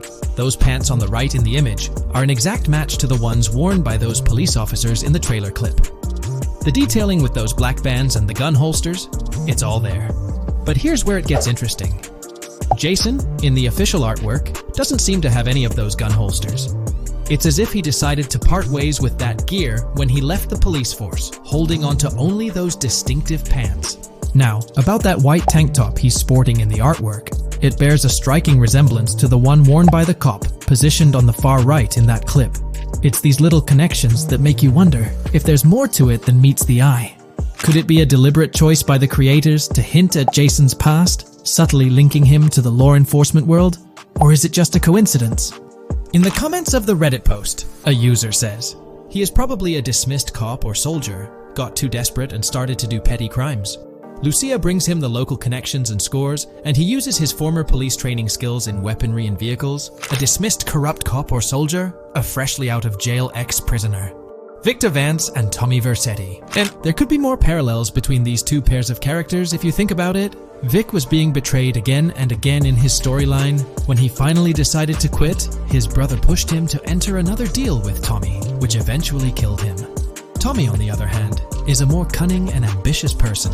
He promised Rosenberg to leave him a piece of his Vice City empire, but later abandoned him and left him exiled in Las Venturas. These observations really bring up some compelling comparisons, especially when looking at Tommy Vercetti and Victor Vance from previous GTA installments. There's a chance we might see echoes of similar themes or storylines reflected in GTA 6, which lines up nicely with what Rockstar teased in the trailer. Let's zero in on Jason's haircut. It's clean-cut and short, a style often associated with law enforcement or military personnel. That detail might not be just a coincidence. It could be a deliberate choice by the creators to hint at Jason's past as an ex-cop or someone with a military background. It adds an extra layer of depth to his character, don't you think? I'm genuinely interested in hearing your take on this theory. There is a lot of evidence supporting this theory, and it might be a major deal as we might be working with the police possibly in GTA 6. That would be a completely new gameplay element in the GTA series, so we have a lot to look forward to. Tell me, what are your thoughts and opinions about Jason's potential background, whether he's linked to law enforcement or not, as it could shed more light on this intriguing speculation. So, please share your thoughts in the comments section below, and let's keep this discussion rolling. This video, we're delving into the most recent iteration of the GTA 6 mapping project. Our focus centers on a comprehensive analysis of the map's latest updates, incorporating newly unveiled areas and event coordinates derived from leaked information. Additionally, we will explore fresh insights from the initial official trailer, including the revelation of an accessible plaza. A noteworthy aspect we'll be dissecting is the potential expansiveness of the map, hinted at by newfound highway evidence in the trailer. Furthermore, we'll examine a conceptual representation illustrating the potential magnitude of the GTA 6 map. The trailer also provides a glimpse of Starfish Island, a detail we'll thoroughly cover in today's session. Let's initiate our examination by diving into the GTA 6 mapping project. For those not aware, this stands as the most extensive and refined community-driven mapping endeavor, aiming to deduce the GTA 6 map with the utmost accuracy. This endeavor leverages evidence from leaks and the primary official trailer. In our previous map analysis, we scrutinized significant alterations in the Borgorn and Grass Rivers areas, expanding the map to an impressive 18 by 8 kilometers. However, today's exploration will predominantly focus on alterations in the Vice City region. Rumors suggest that the GTA 6 map will encompass 3 major cities, with Vice City and Portgorn being the identified urban centers so far. Vice City, drawing inspiration from Miami, and Gellhorn, a fusion of Gulf cities in Florida. The speculated third city could possibly be modeled after Orlando or Tampa. Earlier rumors hinted at Yorktown being the third city, approximately aligning with Tampa's location. However, intriguingly, structures observed in leaked material from Portgorn were reminiscent of Panama City. Rockstar appears to amalgamate elements from distinct cities to craft a unique virtual landscape. Turning our attention specifically to Vice City, notable modifications are discernible in the Stockyard and Crosstown area. While these alterations may not be immediately apparent, a thorough comparison with the prior map iteration reveals notable changes in street layouts for improved connectivity. Building positions, including the relocation of the Jack of Hearts nightclub, featured in leaks and the trailer, signify significant shifts. Adjacent structures visible in the trailer's music video shoot scene have undergone subtle rearrangements. A noteworthy addition to the GTA 6 mapping project encompasses events gleaned from leaks, introducing a dynamic layer to our understanding of the evolving landscape. At present, we've pinpointed 4 events on the map, marked by light blue dots. These events include the missing persons poster at the liquor store, the big cat cage roof at Everyday Art Elephant, and the Everyday Art Sidewalk Creep. all clustered around the Crosstown SL Stockyard area. Meanwhile, there have been notable changes in the Vice River area, with some buildings rearranged and brought closer to the river. The overall shape of this area has also been altered, and a new marina building near the airport has been introduced, based on recent evidence. Another significant alteration concerns the incorporation of Ica and Belleville into Vice City. While their status remains speculative, with their names displayed in red, Ica is purportedly inspired by Alapata, a neighborhood in Miami-Dade, while Belleville draws parallels with Brownsville. Formerly perceived as small towns on the outskirts of Vice City, they're now considered part of the Vicedale neighborhoods, following fresh evidence. This reclassification potentially places scenes like the police officer pursuing the overweight individual in the Belleville neighborhood. Furthermore, a notable discovery linked to Tommy Vercetti's mansion has surfaced. Star Island's inclusion in the game has been confirmed, evidenced by its appearance behind the Rockstar game's title, and in a scene featuring a bikini-clad woman. This revelation solidifies its status as a game location, with strong ties to the original Starfish Island from GTA Vice City, where Vercetti's estate was situated. The prospect of encountering the mansion in-game, whether as an accessible structure or an abandoned relic, remains uncertain but tantalizing. The mention of Star Island remains speculative, as indicated by its red font, leaving the possibility open for it to be renamed Starfish Island or something else. These developments encapsulate the latest updates to the GTA 6 mapping project. Additionally, let's delve into a Reddit post that has garnered attention. I'm still very intrigued by the prospect. This is a full accessible plaza. The full access plaza featured in the trailer has piqued my curiosity.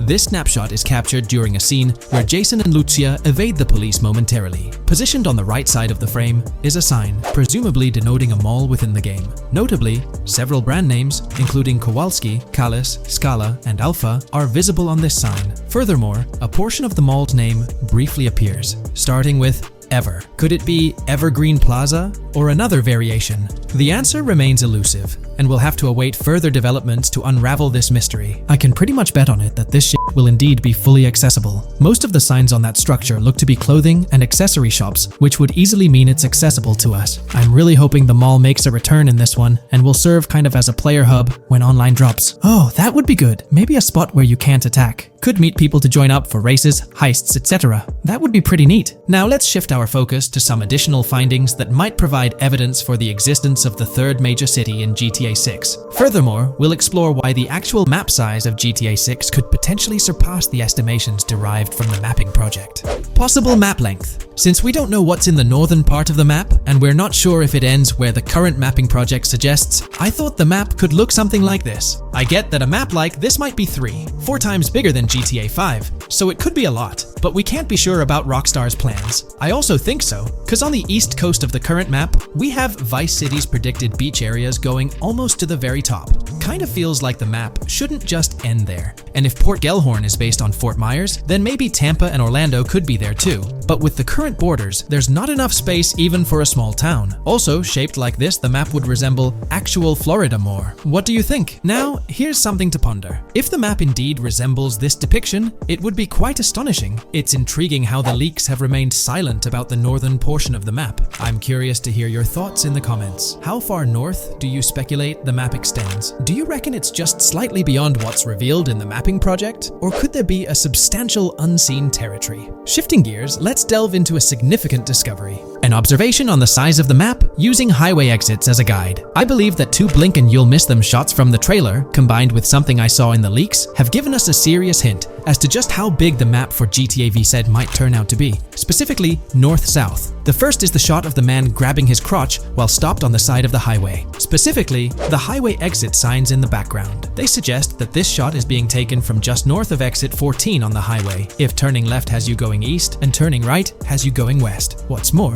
the GTA VSI mapping project believes that the highway that this shot is taken from is Interstate 97. Adding to this, there's this shot from earlier in the trailer of the woman in the gold dress hanging out the top of a convertible traveling down I-404, heading towards a junction with 197. At the very start of that clip, you can catch the exit number on the sign she's driving under. You can't see all of it, but to me, it looks more like exit 18 than exit 1B. This one is more speculative though. Now, I'm about to get into the leaks, so I can't post any pictures. There's a clip in the leaks of a red ute heading northbound on 197 towards the exit 13 AB junction that takes 1 to Washington Beach and Ekanfinaka before crashing. The mapping project has been using the leaks to create their maps, and they've placed that stretch of 197 north of Mr. Crotchgrab from the trailer, running through the Stockyard neighborhood. This to me indicates that the highway exits are going to follow a realistic number pattern, with the number increasing or decreasing for every mile traveled. The question is, where does this put exit 12? Exit 11? All the exits going up to 1? I've taken the latest version of the mapping project's map and pointed out where exits 14 and 13 are located. Then, extrapolating from there and using the map's grid as a handy guide, I drew where all the exits further down the numbering scheme might be located. I ran out of room to put exit numbers at #9. If 197 is going to keep following the same numbering scheme all the way north until it hits exit 1, then it's likely that the map is going to be far bigger than we currently think it is, and what's been shown and plotted out so far. In fact, I think the only reason nothing's been plotted up there so far is because so much so far has focused on Vice City and its environs. 404.2 could wind up running just as far north, allowing for a few extra miles and exit numbers to accommodate it crossing the Everglades grass rivers before turning north, as I-75 in real life does. Bottom line, the map for this game is going to be enormous. There's been some chatter among you all about another potential scenario, the possibility of I-97 serving as a loop highway encircling the map's perimeter, similar to GTA 5. While this is a valid consideration, I've largely dismissed it due to a straightforward reason.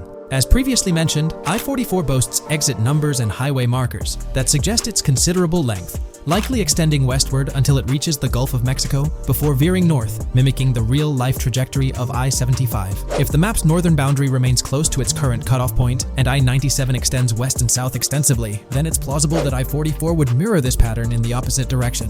While the notion of two loop highways isn't entirely implausible, it could potentially introduce redundancy. Additionally, in GTA 5, the loop highway wasn't simply labeled under one name. The segment along the coast was dubbed the Great Ocean Highway, while the inland stretch traversing the desert was referred to as the Sonora Freeway. Moreover, within Los Santos, various freeways possess distinct names and numbers, even when merging seamlessly, such as the Del Perro, La Puerta, and La Mesa freeways. My hypothesis currently is that there is a loop highway, but that one, 97 and I-404, are two halves of it. They both start in Vice City and intersect in Crosstown. 197 runs up the Atlantic coast. 404 runs west through the Grass Rivers, and then turns north to run up the Gulf Coast, and they both meet at a point further north. Whether that point is a city, a smaller town, or something else, that is still unknown. Feel free to drop your thoughts in the comments regarding everything covered in today's video, particularly this astonishing discovery. There's substantial evidence hinting at a larger map size, but I'm eager to hear your input, so don't hesitate to leave a comment below. Today, we're delving into the realm of GTA 6 Online, the upcoming multiplayer aspect of Rockstar Games' Grand Theft Auto 6. We'll dissect all the insights gathered from leaks back in 2022, alongside an intriguing anti-cheat patent filed by Rockstar's parent company, Take-Two Interactive. This patent offers a glimpse into how the forthcoming online experience aims to ensure a safer environment compared to the current GTA Online. Furthermore, we'll explore a novel method Rockstar plans to implement in GTA 6 for managing online sessions. This innovation promises to infuse the expansive world of GTA 6 with a livelier atmosphere, enriching the player's immersion in its intricacies. Undoubtedly, GTA Online stands as a titan in the realm of multiplayer gaming. Its enduring popularity has significantly contributed to the ongoing success of GTA 5 over the past 11 years. This success owes much to Rockstar's astute strategy, crafting a robust core game with GTA 5, and then supplementing it with regular content updates for the online segment. By continually introducing new weapons, vehicles, and attire, Rockstar keeps players engaged and motivated to accumulate in-game currency. As we eagerly anticipate the official unveiling of GTA 6, players are hopeful that it will address prevalent issues plaguing the current iteration. Chief among these concerns is the rampant presence of modders and cheaters, whose actions not only disrupt gameplay, but also pose security risks by unlawfully accessing personal data. To tackle this issue, Rockstar has devised a fresh approach set to debut in GTA 6. This method aims to bolster the game's security measures. The patent responsible for this enhancement is titled Method and Apparatus for Preventing Cheating in a Video Game Environment by Providing Obfuscated Game Variables. Filed by Take-Two Interactive, Rockstar's parent company, in 2019, this patent outlines a system and method aimed at curbing cheating within video game environments. By disguising game variables in memory, the patent seeks to thwart attempts by players to monitor and manipulate values such as health, ammunition, and in-game currency for unfair advantages. Traditionally, developers combat such exploits by encrypting, coding, or obfuscating the location of these values, alongside implementing integrity checks to detect unauthorized modifications. However, these methods have drawbacks, as they often impact game performance and inadvertently expose variable locations to savvy attackers. Rockstar's innovation lies in masking the whereabouts of these variables, offering a more robust defense against cheating in GTA 6's online. I won't delve into the technical intricacies, but essentially, Rockstar employs a clever and seemingly straightforward technique to conceal these values. This makes it considerably tougher for attackers to pinpoint their locations. While the concept of masking values may seem straightforward, its effectiveness in bolstering stability and enhancing security for the future online segment is paramount.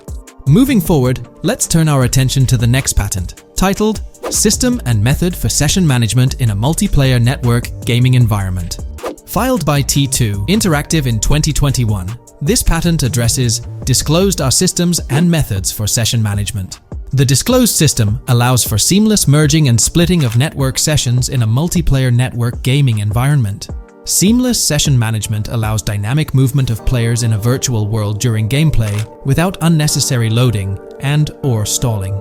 As the players in the virtual world move around, the management of active game sessions can be improved to affect a more realistic perceived population.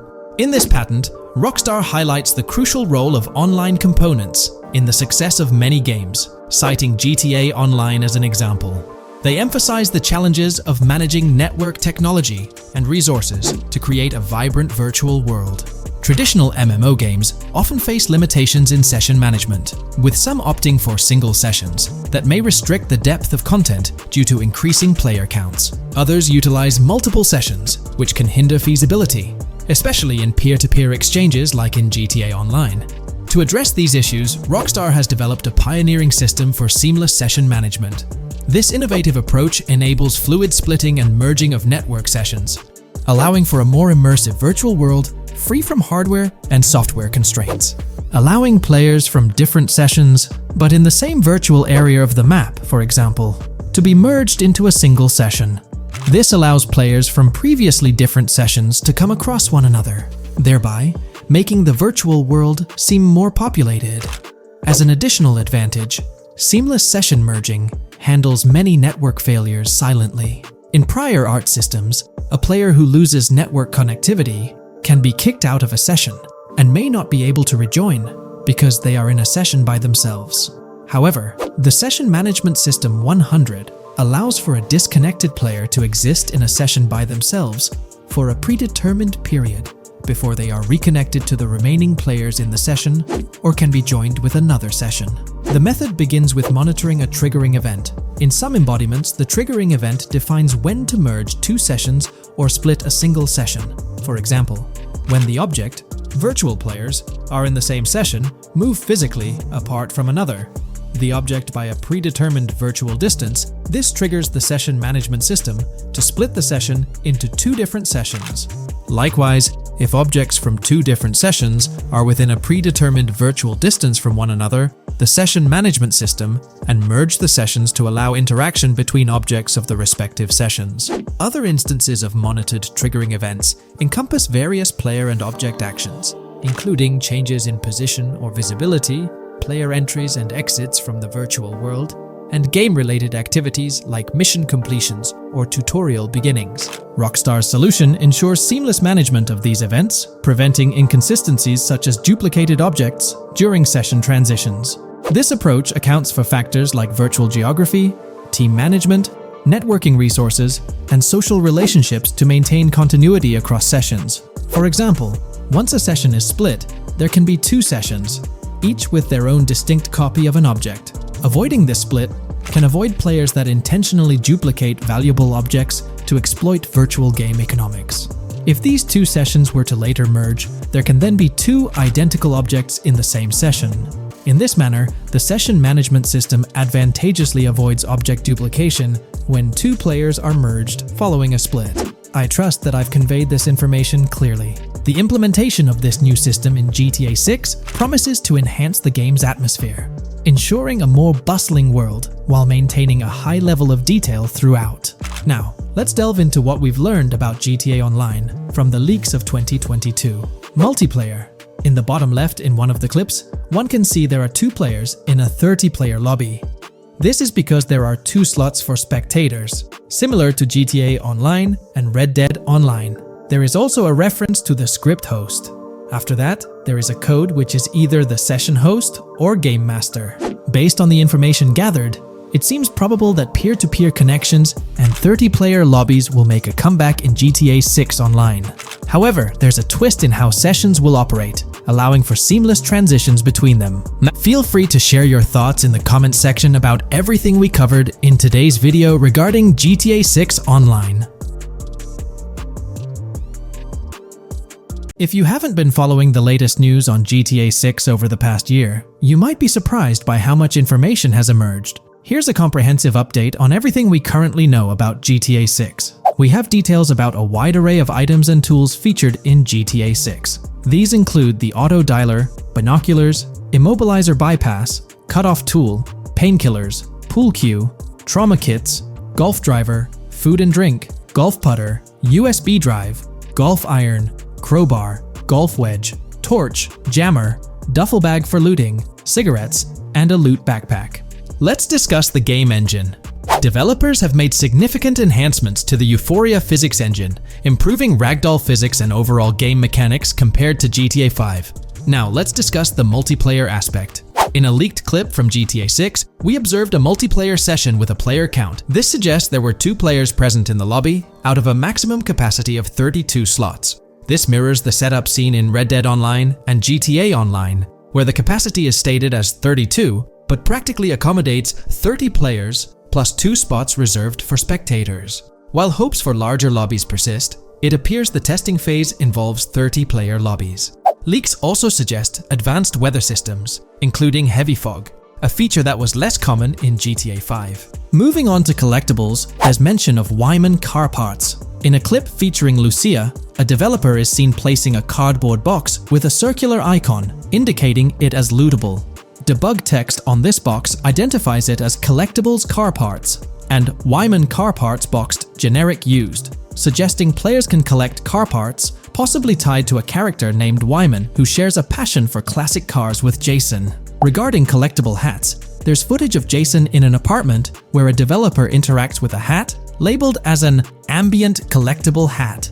According to debug text, this hints at the inclusion of clothing items as ambient collectibles within the game. Additionally, a comprehensive list of all brands featured in the game is provided. While some brands may be integral to the story, many are included for realism and immersion. The list is displayed on screen for viewers to pause and inspect at their leisure. Similar to Red Dead Redemption 2, the weapon wheel in GTA 6 will be divided into 3 sections: weapons, equipment, and gear. Notably, players can dual-wield different weapons and access a quick item inventory displayed in the bottom left corner of the screen. While leaked recreations of the weapon wheels provide a glimpse, it's expected that the final version may evolve during the game's development. In a video snippet, an NPC is observed shooting at Jason, triggering a health tip to appear on the left side of the screen when Jason's health decreases. Additionally, the game will feature lighting and skybox systems, similar to those in Red Dead Redemption 2. Promising improvements such as volumetric clouds and better lighting effects. Speaking of criminal activities, noteworthy events include the Hank's Waffles heist, where Jason and Lucia pull off a daring robbery. Other clips suggest Jason possesses an ability to perceive through walls. Additionally, there are events focused on searching vehicle trunks, which may yield valuable items or nothing at all. Lastly, delivery and pickup warehouse events are mentioned for Port Gellhorn, though specific details are still unclear. When it comes to accessible buildings, GTA 6 offers a wide range, including the Malibu Club, a pawn shop, Jack of Hearts Club, supermarkets, bars, restaurants, apartments, and laundromats, all enriching the immersive experience. Players will also have the ability to command the other character during a robbery. In leaked footage, a prompt advises players to either check in with Jason or hold for more options. indicating the potential to issue commands to your partner during a heist. This feature aims to streamline gameplay, enabling effective control of both characters simultaneously. Unlocking doors and gates is also demonstrated, as shown in a video featuring Jason in the San San area. Debug text indicates locked door panels, suggesting the necessity to unlock specific entry points. In addition, a new police system called Time Until Cops Dispatch has been implemented. Now, when you commit a crime, the police won't immediately arrive. Instead, you'll have a brief window to evade capture before law enforcement begins to converge on your location. Security cameras play a role in surveillance, but their function differs from GTA Online. Instead of instant detection, there's a detection meter similar to games like Payday 2 or 3. As the meter fills up, you must break line of sight within a certain time frame to avoid detection. Players also have the ability to restrain NPCs using zip ties, as seen in leaked footage. This feature enhances the realism of robberies, offering greater control over the situation. Additionally, players can loot vehicles, as briefly shown in the Hank's Waffles video. A button prompt to examine SUV suggests the ability to inspect random vehicles and potentially steal valuables from them. A while back, a significant leak revealed a plethora of potential world encounters, random events that occur as you navigate the game world. I've displayed these on your screen, and while I won't go through each one, you'll notice they're quite fascinating. From parking disputes to donut burnouts, protests, and even someone getting a concussion, these events add depth and realism to the world of Vice City. It's exciting to imagine strolling through such a dynamic environment where something is always happening. Take a moment to review them if you like. They're quite impressive. Moving forward, the community has endeavored to construct a map of GTA 6 based on coordinates and locations gleaned from leaks. This preliminary map outlines Vice City situated at the bottom right. The top section of the map remains somewhat enigmatic for now. Nonetheless, this initial map looks incredibly promising, and the excitement for exploring its intricacies is palpable. For the setting, we know about 3 different gangs in Vice City: San San, a Haitian gang, the Guardia Brothers, and the far-right militia. These details create an exciting anticipation for what to expect in GTA 6. Now, let's delve into the variety of confirmed wildlife in the game. Players can expect encounters with snakes, seagulls, skunks, raccoons, alligators, wading birds, squirrels, southern leopard frogs, crayfish, lizards, skunk apes, pigeons, opossums, and even whales. While these are the animals confirmed so far, we anticipate discovering more upon the game's release. These are the species we're aware of at present. Fences in GTA 6 are not just physical barriers to jump over or drive through. They are individuals involved in illegal transactions within the game. Acting as middlemen, these characters buy illegal items from players to resell them to others. Now, let's explore the AI witness system and police recognition feature, which are notably significant. In the Hank's Waffles robbery video, beneath the wanted level stars, there's a mention of full description, suggesting that witnesses can provide detailed information about you. This implies that once identified, the police will recognize you. When Lucia enters a police vehicle, there's initially no vehicle description, but this quickly changes to a full vehicle description. This indicates that law enforcement will possess detailed information about your vehicle. Moreover, the text warns that any vehicle seen entering will be noted by the authorities. This suggests that even after losing a wanted level, if spotted again in the same vehicle, the police will pursue and apprehend you.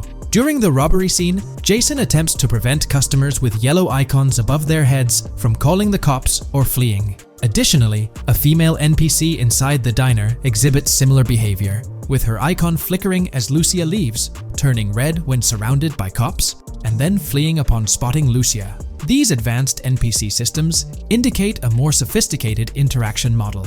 Regarding item sharing, Jason and Lucia appear to be able to share items between them. For instance, in one clip, Jason steals items from containers, keeping some for himself while sharing others. Regarding sound design, it's no surprise that GTA 6 will feature more realistic soundscapes. Weapon sounds are crisper and more authentic, with increased volume for a more immersive experience. The impact of bodies hitting the floor will have a deeper thud, creating a more visceral effect. Police sirens will reverberate off buildings and environmental elements more realistically. while the sound of items will vary depending on the surroundings. For instance, if you're in a shipping container, sounds will echo more, adding depth to the auditory experience. Overall, these sound enhancements aim to emulate real-life scenarios more accurately, contributing to the game's realism.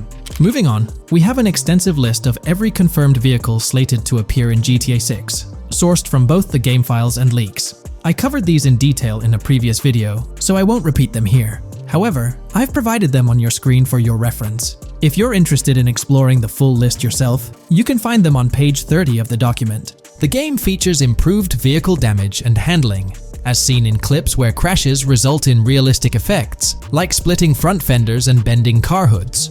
Furthermore, car interiors now include a functional GPS and waypoint system, enhancing immersion, especially in first-person driving. Players also have the option to enter a car from the passenger seat, adding a touch of realism to gameplay. These details highlight GTA 6's commitment to intricate design elements, evident in its meticulous attention to detail throughout the game.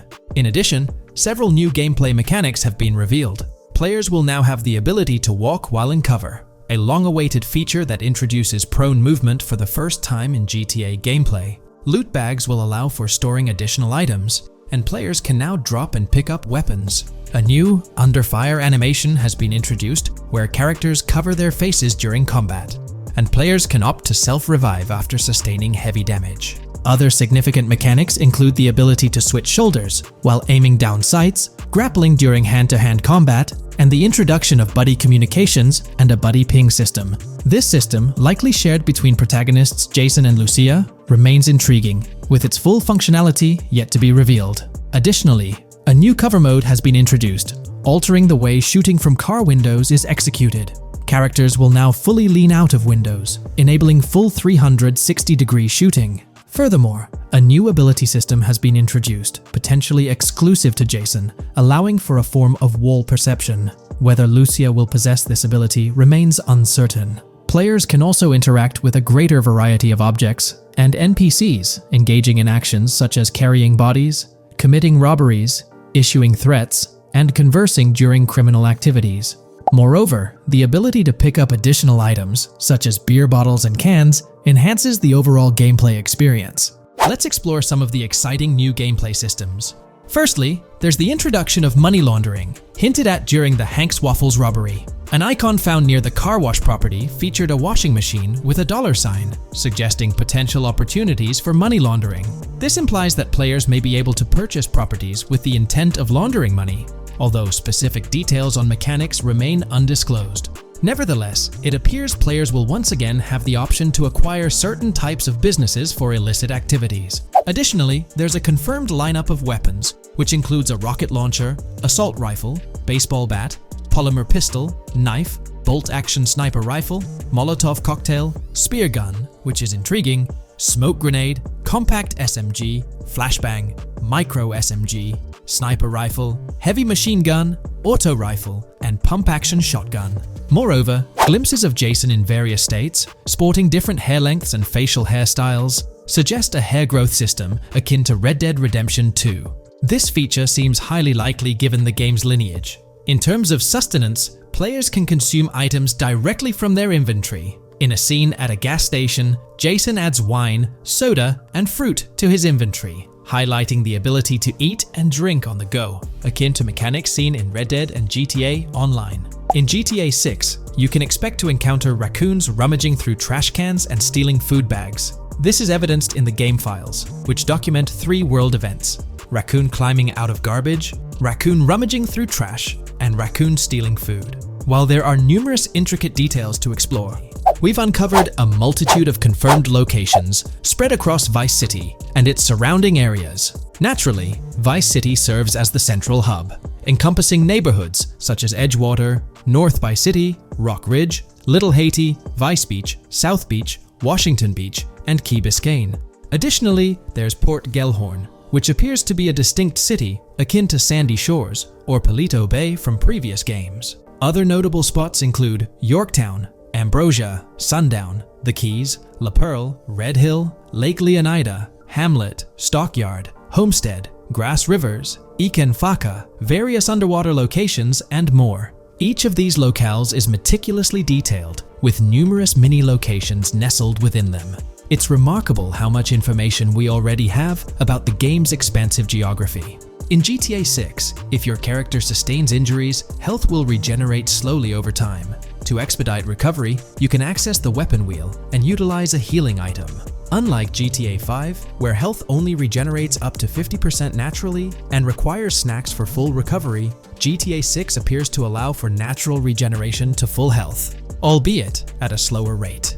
While not officially confirmed, it's implied that using a medical item will accelerate this healing process. Regarding open-world activities, there are 7 confirmed activities thus far: dice, golf, fishing, races, adventuring, shipments, and delivery van events. A video showcases a delivery van event near the industrial area of Port Gellhorn, featuring active security cameras that add complexity to potential heists. 2 distinct event types mentioned in the events list are Pragmatic Cool and Chaotic Romantic, introducing a new event type called Cop Trap, strategically placed in various locations across the map. The confirmed locations are displayed on your screen, indicating that law enforcement will deploy different tactics to apprehend you.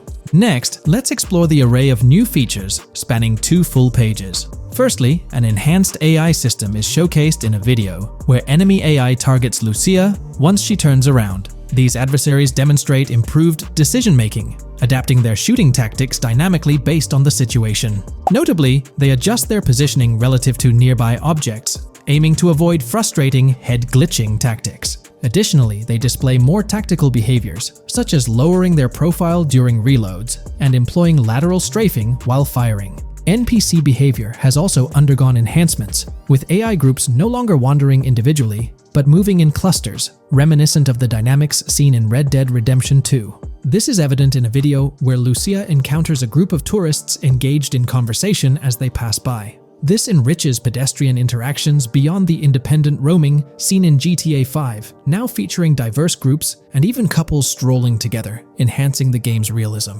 A new gameplay feature allows players to surrender to the police during a robbery, introducing an intriguing dynamic with consequences yet to be fully revealed. Additionally, players can purchase gumballs from vending machines, potentially serving as a health boost, although specific effects remain speculative. Similar to GTA 5, your character's attire will accumulate dirt over time, adding a layer of realism. Hacking will also be a significant element, with Lucia seen carrying various hacking tools, though it's unclear if Jason will have access to these tools as well. Previous leaks suggested Lucia's role as the designated hacker, but further details will emerge in due course.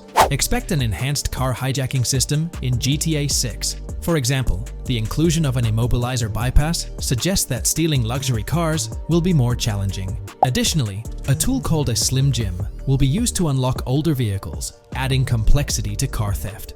Moreover, events such as Steal Car in Progress and Steal Car Fail indicate potential complications during vehicle theft. Events like Carjacking Dash Cat and Carjacking Dash Advanced AI suggest further intricacies in vehicle-related activities. Finally, the document concludes with approximately 20 pages detailing locations found in leaks that correspond to real-world locales in Miami. This inclusion underscores the meticulous efforts put into crafting a rich and immersive game world.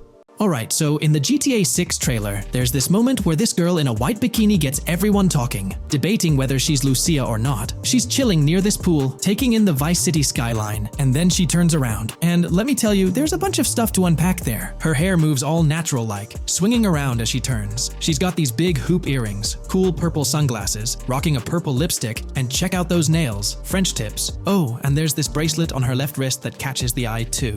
Now, here's the deal. Some folks are saying, nah, there is absolutely no way that is Lucia, or it just doesn't cross anyone's mind. Their argument? She looks different from how Lucia appeared in other shots, especially in that jumpsuit and during the whole crime spree with Jason. But hold up, there's a good chance that in GTA Online, customization's gonna be off the charts. Need a different haircut? No biggie, just swing by the in-game salon. Problem solved. So, who knows? This bikini girl might just be a customized version of Lucia with a whole new look and vibe. By the way, I'm holding a monthly giveaway for a PlayStation 5. You just need to subscribe and you're entered. Now, back to the video. You know, I'm pretty confident that it won't cause much trouble. Just like in GTA 5 or Red Dead Redemption 2, it feels like they'll let us switch up our characters' hairstyles again, which is pretty cool. Now, about this scene, it looks like it's happening at a totally different stage of the game. At the start, Lucia's all locked up in jail, doing those petty crimes and all. But in this snippet, she's looking like she's hit the jackpot. Loads of success and riches. There's more to this in the trailer, giving us a peek into what a thriving Lucia might look like. She's sporting a different hairstyle, dressed to the nines, hanging out in a fancy car with Jason behind the wheel. And to top it off, the girl's getting her photos taken by the paparazzi. Some folks out there are betting that this bikini girl is gonna be the face of Rockstar's marketing strategy. You know, just like how they've always had that iconic female figure in their marketing since the good old days of GTA 3. So, putting it all together, it really seems like this bikini girl is Lucia. From the style to the little details like the various hairstyles, everything seems to point in that direction. It's exciting to get these glimpses of what Lucia's different phases might look like in the game.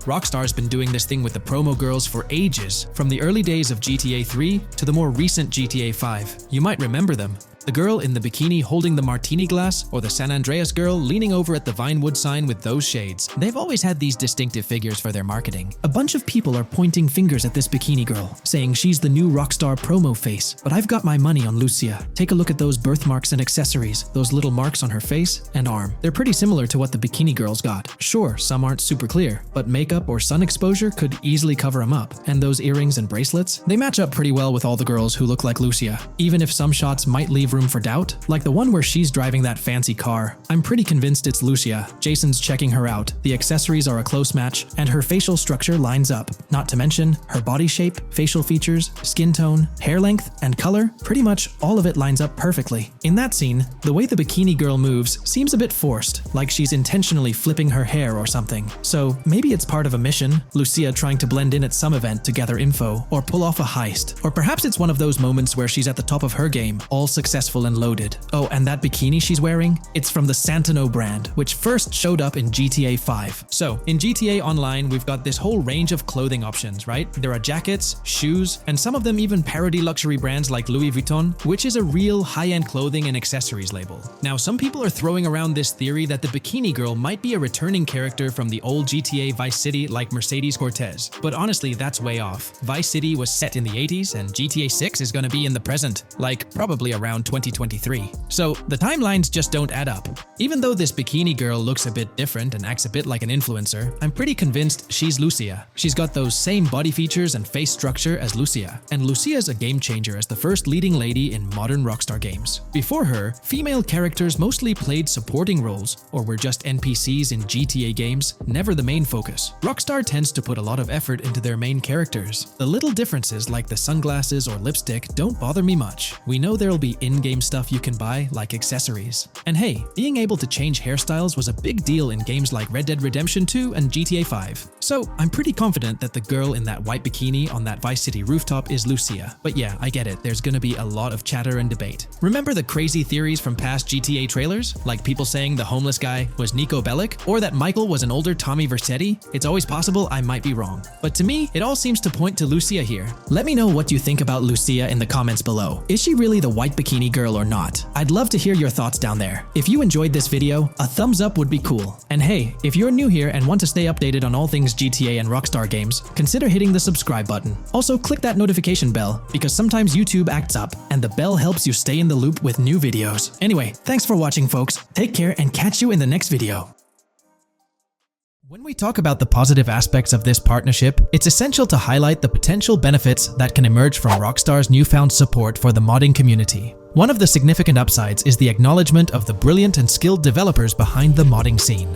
For years, these developers have worked tirelessly to create unique and engaging experiences within the GTA universe. With Rockstar stepping into a collaborative space with CFX, there's an opportunity for a more symbiotic relationship. The infusion of official support could mean more resources, tools, and encouragement for modders to continue pushing the boundaries of what's possible within the GTA ecosystem.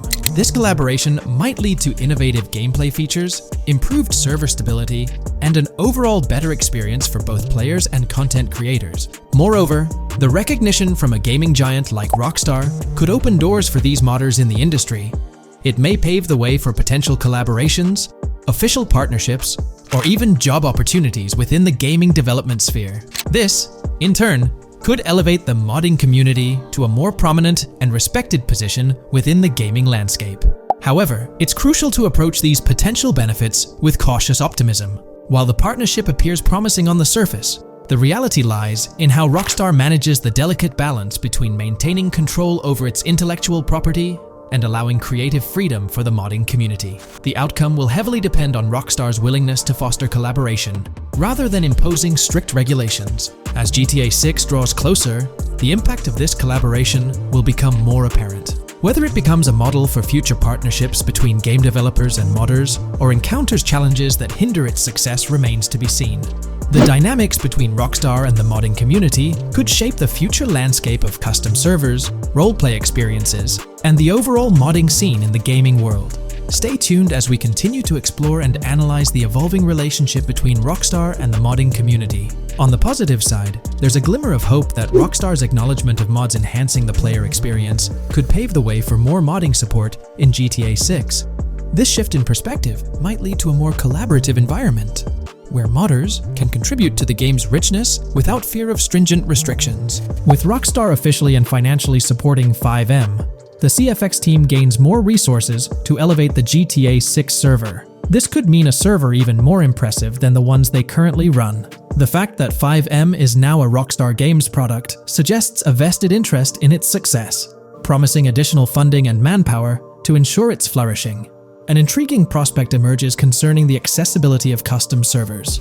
Currently limited to PC players, there's speculation that GTA 6 might integrate dedicated servers within the game itself, eliminating the need for external programs like 5M. If this unfolds, it opens the door for console players to join the custom server experience, broadening the player base and community. Moreover, Rockstar seems to be attuned to fan desires. Despite a larger audience watching RP compared to those actively playing it, Rockstar appears committed to making improvements. Their intent to let custom servers thrive suggests a more fan-centric approach, acknowledging and catering to the desires of the gaming community. However, there are potential pitfalls to consider. The most glaring concern is Rockstar's inclination to monetize these servers. While the specifics remain uncertain, it's almost certain that some form of monetization, be it through custom server shark cards or a pay-to-play system, will be implemented. This could introduce a paywall, affecting the accessibility and enjoyment of custom servers for certain players. As we navigate through this evolving landscape of Rockstar's partnership with 5M, the delicate balance between fostering creativity and implementing monetization strategies will determine the ultimate impact on the gaming community.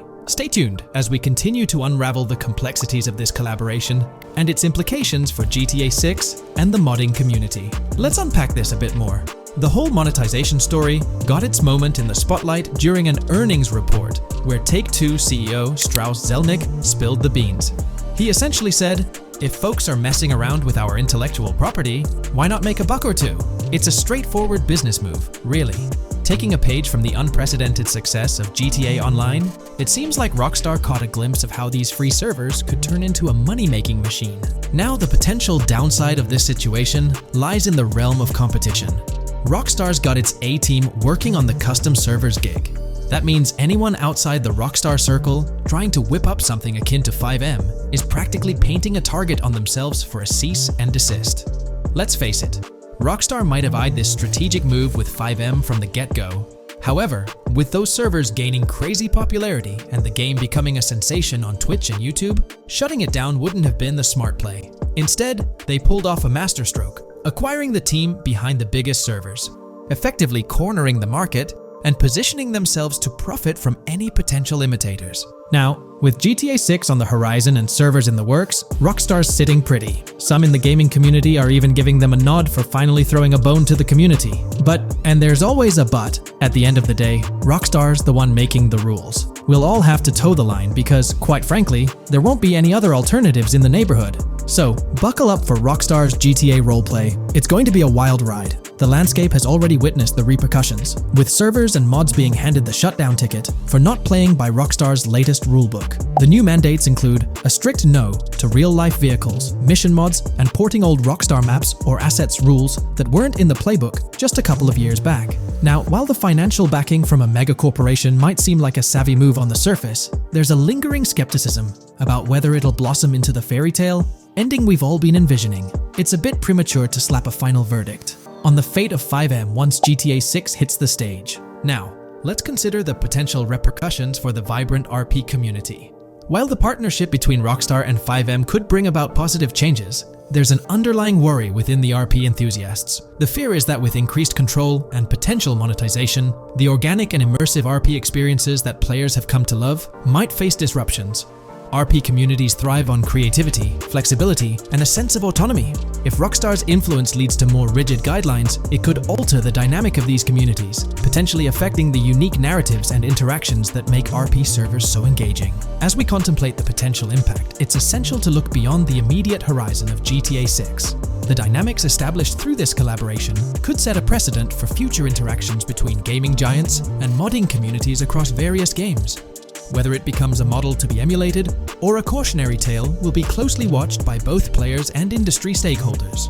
The future of FiveM and the broader modding community remains uncertain as GTA 6 inches closer to release. While concerns exist, there's also room for hope. The collaboration might lead to a harmonious blend of official support and community-driven creativity, enhancing the gaming experience for everyone involved. As players, content creators, and modders navigate this uncharted territory, the one constant is the love for the game and the shared hope for a positive evolution in the gaming landscape. Taking a stroll down memory lane, Rockstar's track record with monetization doesn't exactly calm the nerves. Add to that the current scenario where they're laying down the law for the CFX team, dictating what's permissible and what's not. This conjures up a cloud of uncertainty regarding the future of both FiveM servers and the broader modding community. Personally, I'm a big fan of RP servers and that immersive content. It's my cup of tea. The idea that the same company that set the stage with GTA 5 might potentially tarnish FiveM, turning it into a monetized maze with no alternatives, that's a bit of a buzzkill. Yet, here we are, in the waiting room until GTA 6 steps into the limelight. There's been a lot of talk since GTA 6 was announced, with rumors flying all over. But hey, here's a rundown of confirmed stuff like vehicles, items, weapons, and features for the game. Now, the official release of the game is still a good few years away. Rockstar Games is really putting in the work to make this game top-notch. But thanks to a leak, we've got some inside info. We're talking cars, new physics, main characters like Lucia and Jason, map locations, a massive open world, tons of stuff to do in-game, and a bunch of weapons you'll get to use. We've also learned about better AI for non-player characters, some RPG elements, and cool new gameplay features. All this has got the gaming community buzzing about what GTA 6 will bring when it finally drops. Let's dive into the primary video clips making rounds on social platforms, showcasing mission gameplay, and offering insights into Rockstar Games' vision for GTA 6. Among the widely shared footage is a mission featuring Lucia, the game's playable character, and a Latina protagonist attempting to rob Hank's Waffles, a diner. During this early test phase, the non-player characters lack distinct facial features and bear a dummy-like appearance, humorously dubbed in-game as such. By the way, I'm holding a monthly giveaway for a PlayStation 5. You just need to subscribe and you're entered. Now, back to the video. The NPC's responses are influenced by Lucia's aggressive actions, with various animations depicting the fear evoked by the robbery, akin to the dynamic NPC reactions seen in Red Dead Redemption 2. In the diner heist, Lucia has the option to aim her handgun at a hostage, providing players the choice to either rob or engage in hand-to-hand combat. Managing the hostage adds depth to criminal activities in the game. Jason, the white male protagonist, is also involved in the robbery, allowing players to interact with both characters during the encounter. Jason urges Lucia to act swiftly and escape without a trace, hinting at a relationship reminiscent of Bonnie and Clyde, aligning with previous leaks regarding the game's storyline. The character's appearance bears similarities to actors Eva Mendes and Ryan Gosling from The Place Beyond the Pines, though it remains uncertain if the narrative will mirror the movie's plot. Lucia and Jason appear to be in their late 20s, and the game incorporates a character-switching mechanism seamlessly activated through the controller's D-pad. As the police arrive, Lucia can menace another hostage, leading to a showdown with law enforcement outside. The intricate design of the outdoor area suggests a setting modeled after northern Florida, characterized by lush vegetation. As Lucia and Jason make their getaway, they rack up 2 wanted stars but avoid a shootout, deftly maneuvering around parked cars before commandeering a police cruiser. This early mission stage is apparent with tutorial-like cues, one highlighting improvements in police AI, where law enforcement remembers vehicles linked to illegal actions. The scene wraps up with Lucia driving the police car, Jason reassuring her of their ability to shake off the cops. However, their escape comes to an abrupt halt, with an unintended collision at an outdated car wash. The early footage reveals a minimap reminiscent of Grand Theft Auto 5, with icons possibly denoting missions from unfamiliar characters labeled WM and YJ. As they ascend to the VIP second floor, Dre interacts with DJ Tip, who appears irked by drink delays. A brief spat implies Tip's unpopular status. Dre moves on, and the clip ends. It's important to note that these clips depict early development stages, subject to changes throughout the game's progress. Another intriguing leak spills details on over 500 in-game events, encounters, and Easter eggs. While we can't cover them all, here are a few highlights. Various events like fishing, Satanist houses,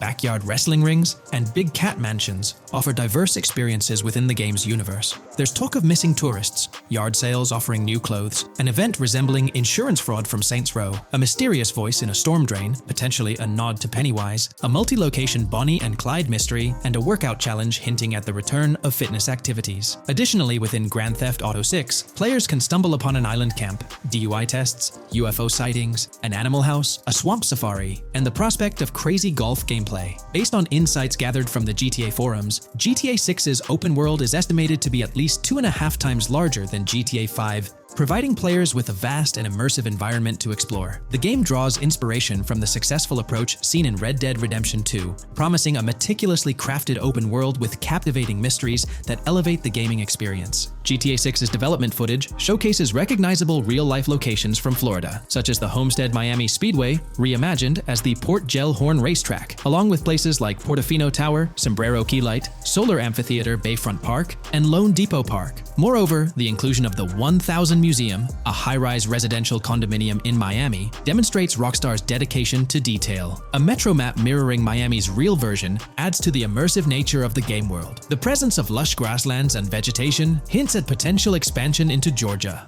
although this aspect remains speculative until officially confirmed. The Miami Beach Police Department's resemblance to the Vice City Neighborhood Police Station shows how Rockstar brings creativity into their world designs. Of course, with any early info, we're waiting for official confirmations to see how these elements fit into the final game. Until then, the mystery around Grand Theft Auto 6 will definitely keep fans excited for its release. Now, let's take a look at the primary locations featured in GTA 6. Ambrosia comprises Ambrosia Farms and the Tarmac. Bayside Copperhead, the Everglades or Grass Rivers, Fairyland, and Fairyland Forest offer distinct settings. The Keys region includes East Key, Low Key, and additional spots like a garage, gas station, and liquor store. Lake Okeechobee encompasses a motel, prison, and racetrack, while Little Haiti, North Beach, and North Miami feature establishments such as gas stations, hideouts, and liquor stores. Port Gellhorn distinguishes itself with detailed spots like an abandoned building, basketball court, beach, bingo hall, bowling alley, car wash, fishing store, fruit stand, gas station, motel, pawn shop, police station, quick shop, raceway, soccer field, and more. Red Hill showcases a forest. South Beach offers a boardwalk, gym, hotel, Ocean Drive, and park, while South Miami Sundown includes a beach and tarmac. Vice Beach encompasses Vice City suburbs and Washington Beach. Miscellaneous locations such as an abandoned hotel, observatory, Fountain of Youth, homeless community, Malibu Club, Monument of Leonida, Redneck Yacht Club, Spaceship House, Underwater Research Facility, and Dinosaur World enrich the gaming world. Recent leaks from this week strongly suggest that Alexandra Christina Echevarri might be the voice behind Lucia in Grand Theft Auto 6. Her voice in a demo reel closely matches the leaked clips of Lucia's dialogues, hinting at her likely portrayal of the character. Throughout this breakdown, we've covered loads of info about Grand Theft Auto 6, diving into different aspects of the game. It was important to cover everything we know about the game so far, and while we're eagerly waiting for it, it might still be a couple of years before we get our hands on it. Let's kick off by highlighting some cool discoveries from the leaked clips, focusing on new features and gameplay details revealed. In one scene, Jason and his pals are chilling by an in-ground pool in a modest neighborhood, cracking jokes about a parody of social media called Life Invader. Their banter brings in playful references to Jay Norris's demise, showcasing that classic Grand Theft Auto humor fans love. Lucia and Jason are shown in animation tests doing different actions like jogging, stopping, and ducking to avoid gunfire. Rockstar's developers also tested vehicle crash physics on an overpass. The highway signs on Interstate 97 mention North Beaches and Lake Leonida, with the current exit leading to Washington Beach. In another interesting scene,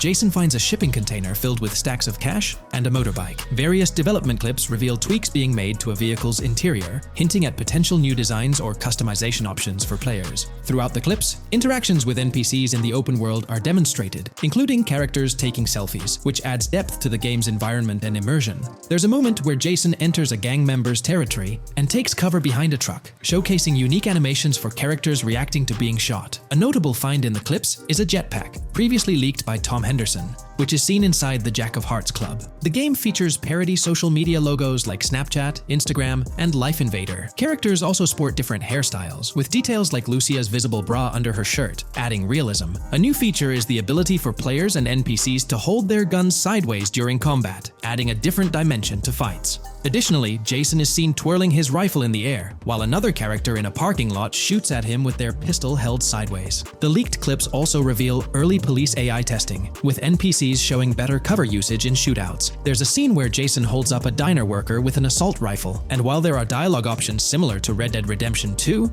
they seem placeholder for now. Also, Jason's new ability to go prone is a fresh addition to the series. There's a scene in a thrift or antique shop that allows for robbery, potentially serving as a spot to sell stolen items, adding depth to the gameplay. Another feature borrowed from Red Dead Redemption 2 is the ability to pick up and carry bodies, which adds complexity to gameplay. Red Dead Redemption 2's influence can be seen in several other aspects of this game too. The game brings in several RPG elements, like managing food, drinks, sweat, fatigue, and even taming animals, giving players a deeper gameplay experience. References to mountain bike ramps and city bike rentals promise enjoyable cycling activities. The leaked clips mention a bunch of weapons, from firearms like pistols, shotguns, and rifles, to unusual ones like golf clubs, baseball bats, and crowbars. Players can also use equipment such as flashlights, binoculars, lockpicks, and more. Additionally, players can stay in motels and hotels, with the Kington Hotel being one of the options. There's even a pool party with live music for players to check out. References to the Everglades and wildlife like alligators, snakes, raccoons, and birds suggest diverse environments to explore.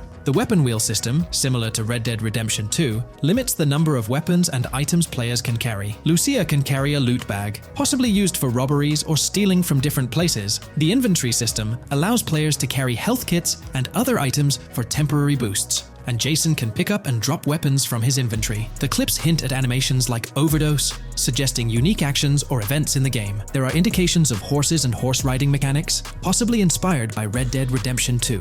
The open world is full of accessible places, including motels, metro stations, restaurants, pawn shops, and supermarkets. Little details like grabbing a gumball from a quick shop machine add to the overall vibe. A cool feature is the ability to shoot while swimming, adding a new layer to combat situations. All these diverse and interesting elements together promise an immersive and fun gaming experience in Grand Theft Auto 6. Let's dive into the cars of GTA 6. Shout out to the GTA forums for putting together this info. You can find links below to join the discussions. There's a bunch of confirmed vehicles. We're talking the Blista Compact, Ocelot Locust, and a car that looks like an early 90s Buick Skylark. Then there are some new cars without official names, like a 90s Chevy Caprice, a Chevy Malibu from 2016 onwards, a Chevy Sonic, and a Honda Accord from 2018 to 2022. And you know how Rockstar rolls, they'll give these cars their own funny names like they always do. There's more on the list too. Albany Primo, Benefactor Shafter LWB, a mix of Ford Explorer and Tahoe from the 90s or 2000s, a Toyota RAV4 from 2018 onwards, with a mix of Lexus NX style, and a Mercedes Grill,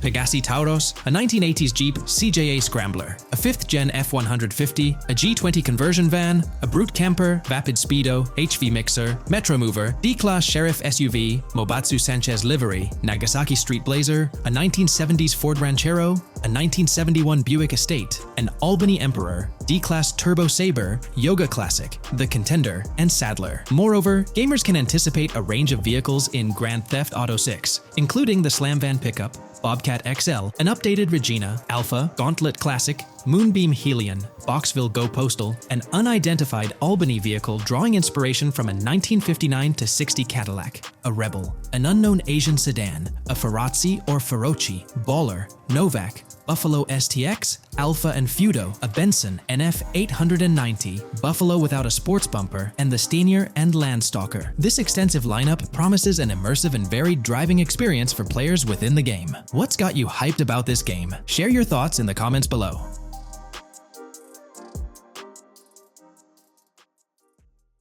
Welcome to this video where we're going to explore 30 confirmed features of GTA 6 that Rockstar Games has officially talked about. But first, a quick heads up. The info we're sharing comes from a security breach and leak of GTA 6 pre-alpha footage. Rockstar Games acknowledged this leak on their official Twitter. Just to be clear, we won't be showing any gameplay footage due to possible copyright issues, but we'll definitely dive into these cool features. Feature 1. Looks aren't just for show. The reactions of non-playable characters, NPCs in GTA 6, are pretty fascinating. How clean your character is, and their overall appearance affect how these in-game characters respond to you. It adds a cool layer to the game, considering how NPCs react differently based on your character's appearance. Feature 2. Let's rev up the excitement with some serious vehicle action. Imagine cruising through the Everglades in a top-notch hovercraft. That's just one of the personal rides available right from the start. And there's more, like taking the wheel of a bold 1970 Ford Ranchero GT in striking red and black, owned by a character named Jason. Feature 3. Here's another level of immersion. Each character has their own stuff, so when you're playing as Jason, you can tap into Lucia's stash and vice versa. Say Jason's low on assault rifle bullets. If you're close to Lucia, you can ask her for some. It opens up a bunch of possibilities for teamwork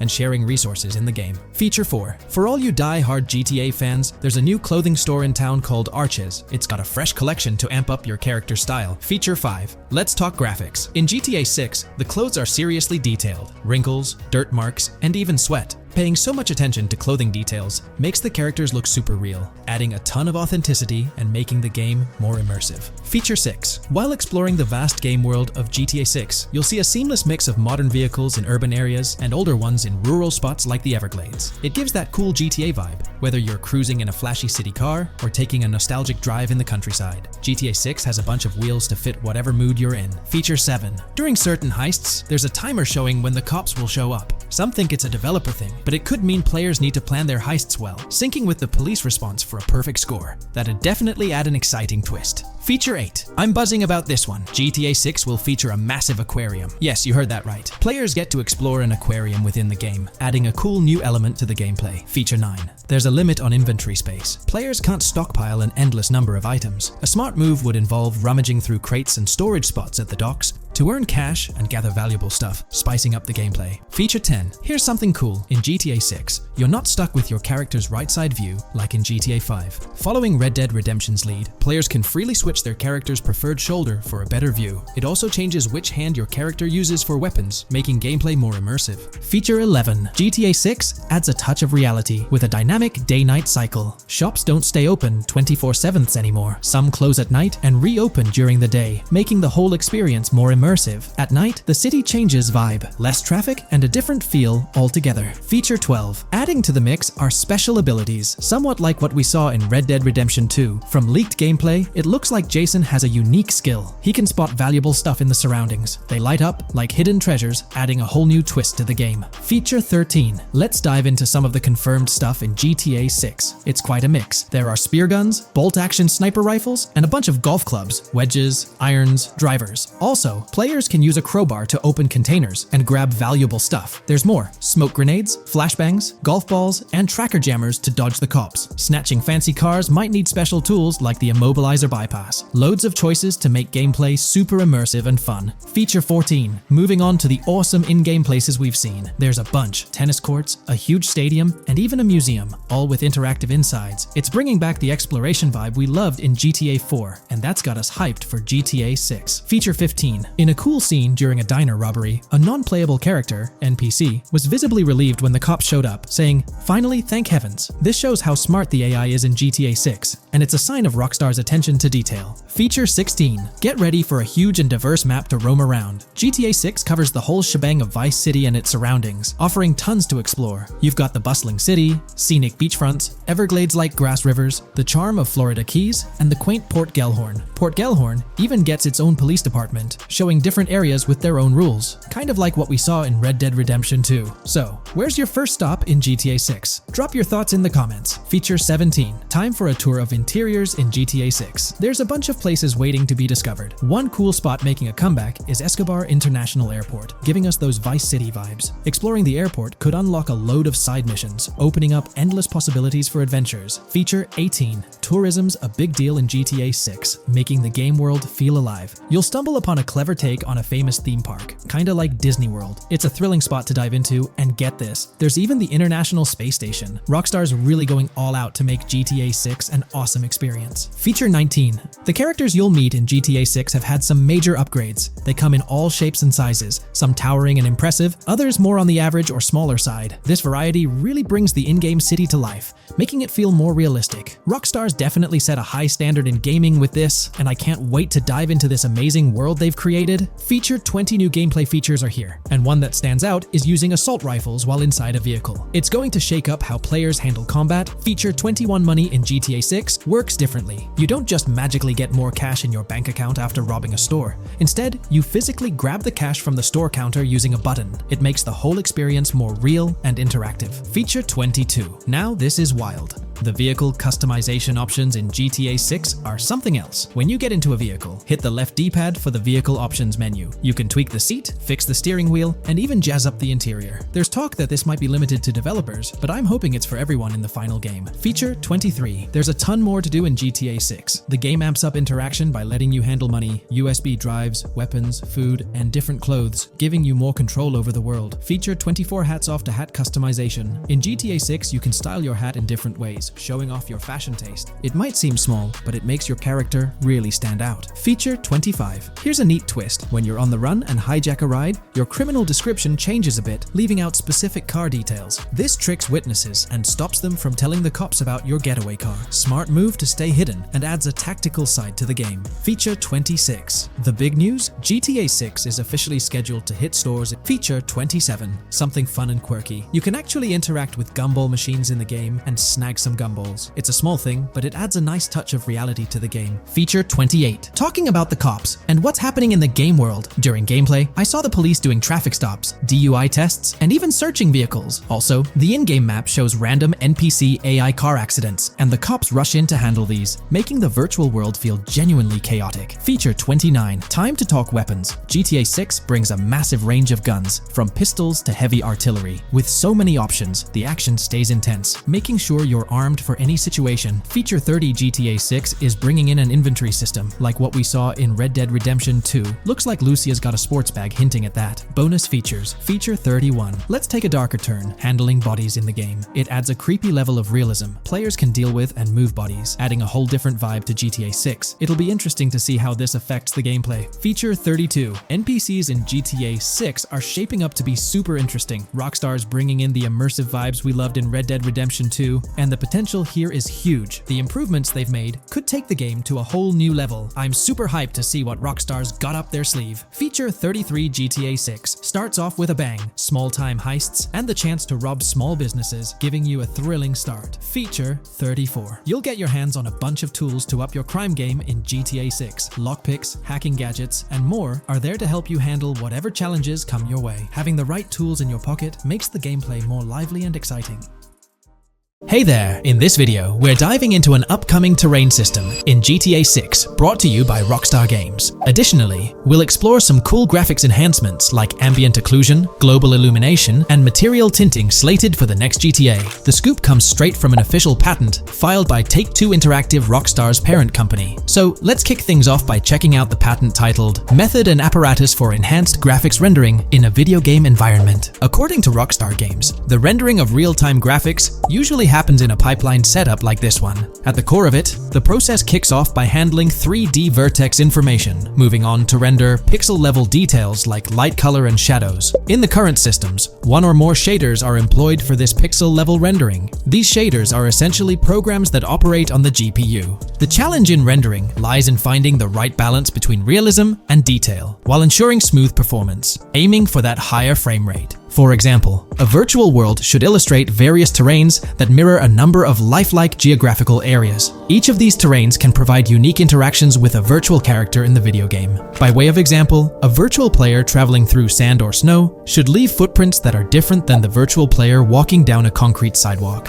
However, because of the number of various terrains that need be accounted for, and the unique behavior of each terrain, conventional graphics systems do not have enough processing power to account for dynamic terrain and the associated interaction with players of the game. So, Rockstar Games developed a shader system for efficiently rendering various types of terrain with high realism. Let's take a peek at the system. The world level map, visible in the bottom right, outlines all the different dynamic terrains, such as muddy, sandy, grassy, hard ground, snowy, and more. Take a gander at this world level map showcasing the diverse terrains. Now, let's explore the various dynamic terrain zones within the game world. Using Red Dead Redemption 2 as an illustration, this world-level map plays a pivotal role in determining the terrain that players or NPCs interact with. Essentially, it acts as the foundation to generate a trail map. Think of a trail map as a record of all the imprints left behind by characters, vehicles, and other objects, like the aftermath of explosions. Take this image, for instance, showcasing how the snow has been altered by the actions of this NPC. Different shaders of the shader system are used for different terrain types and with different trail map types. For example, basic terrains do not require special shaders, while shallow mud terrains can advantageously benefit from a parallax surface shader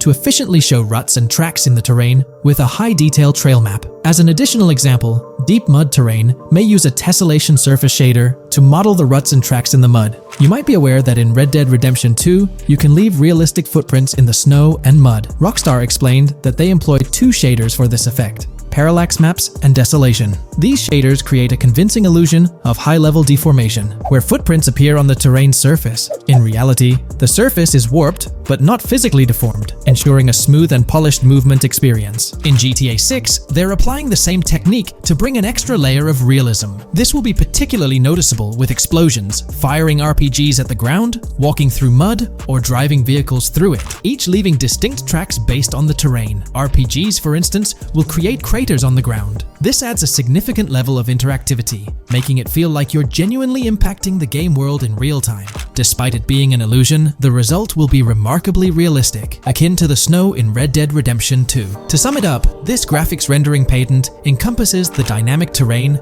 ambient occlusion, global illumination, and material tinting, all exciting new features making their way to GTA 6. Rockstar has invented and patented new graphics rendering systems, which aims to fix some of the problems of traditional graphics rendering systems to make graphics rendering more efficient, thus improving performance and allowing for better, more realistic, and more immersive visuals. Dynamic terrain system. This is a system that records and creates trail maps which make it possible that terrains can be visually deformed when being interacted with in various ways. Players, NPCs, vehicles, objects, and explosions can affect the terrain. For example, leaving footprints or vehicle tracks in sand can be seen in action in Trailer 1. Explosions will leave craters in the terrain as well. It's also possible for certain changes to the terrain to disappear over time. For example, footprints and tracks in mud disappearing after some time, since the viscosity of mud makes it return to its normal state after some time. There are different types of terrains, for example, muddy, sandy, hard ground, grassy, or snowy terrain. Each type of terrain will react differently. A sandy terrain will be more easily deformed than a grassy terrain, for example. In the initial part of our video, we delved into the rendering pipeline, which also incorporates a lighting stage. While conventional systems often utilize cube maps for pre-rendering lighting, it's worth noting that this is mainly for static elements. When it comes to dynamic characters, pre-computed lighting falls short in accommodating changes from objects within the scene. Although ambient occlusion can be pre-baked, it lacks the capability to update dynamically. Realism takes a hit due to this. Conventional systems often incorporate static lights to mimic reflected light, like sunlight bouncing off the ground and under a table. However, this static approach fails to update with changes in the light source. To address these challenges, Rockstar has patented new systems. Ambient occlusion. This is a graphics technique that can be utilized in multiple forms to determine how light and shading are displayed on an object. It can lead to darkened areas, enhanced contrast, and improved surfaces due to this technology. This patent's ambient occlusion system offers some special advantages. Determined by either preset or randomized assets based on developer discretion, the lighting can greatly provide a new vision to world building to make certain areas stand out, akin to a real-life setting. Global illumination.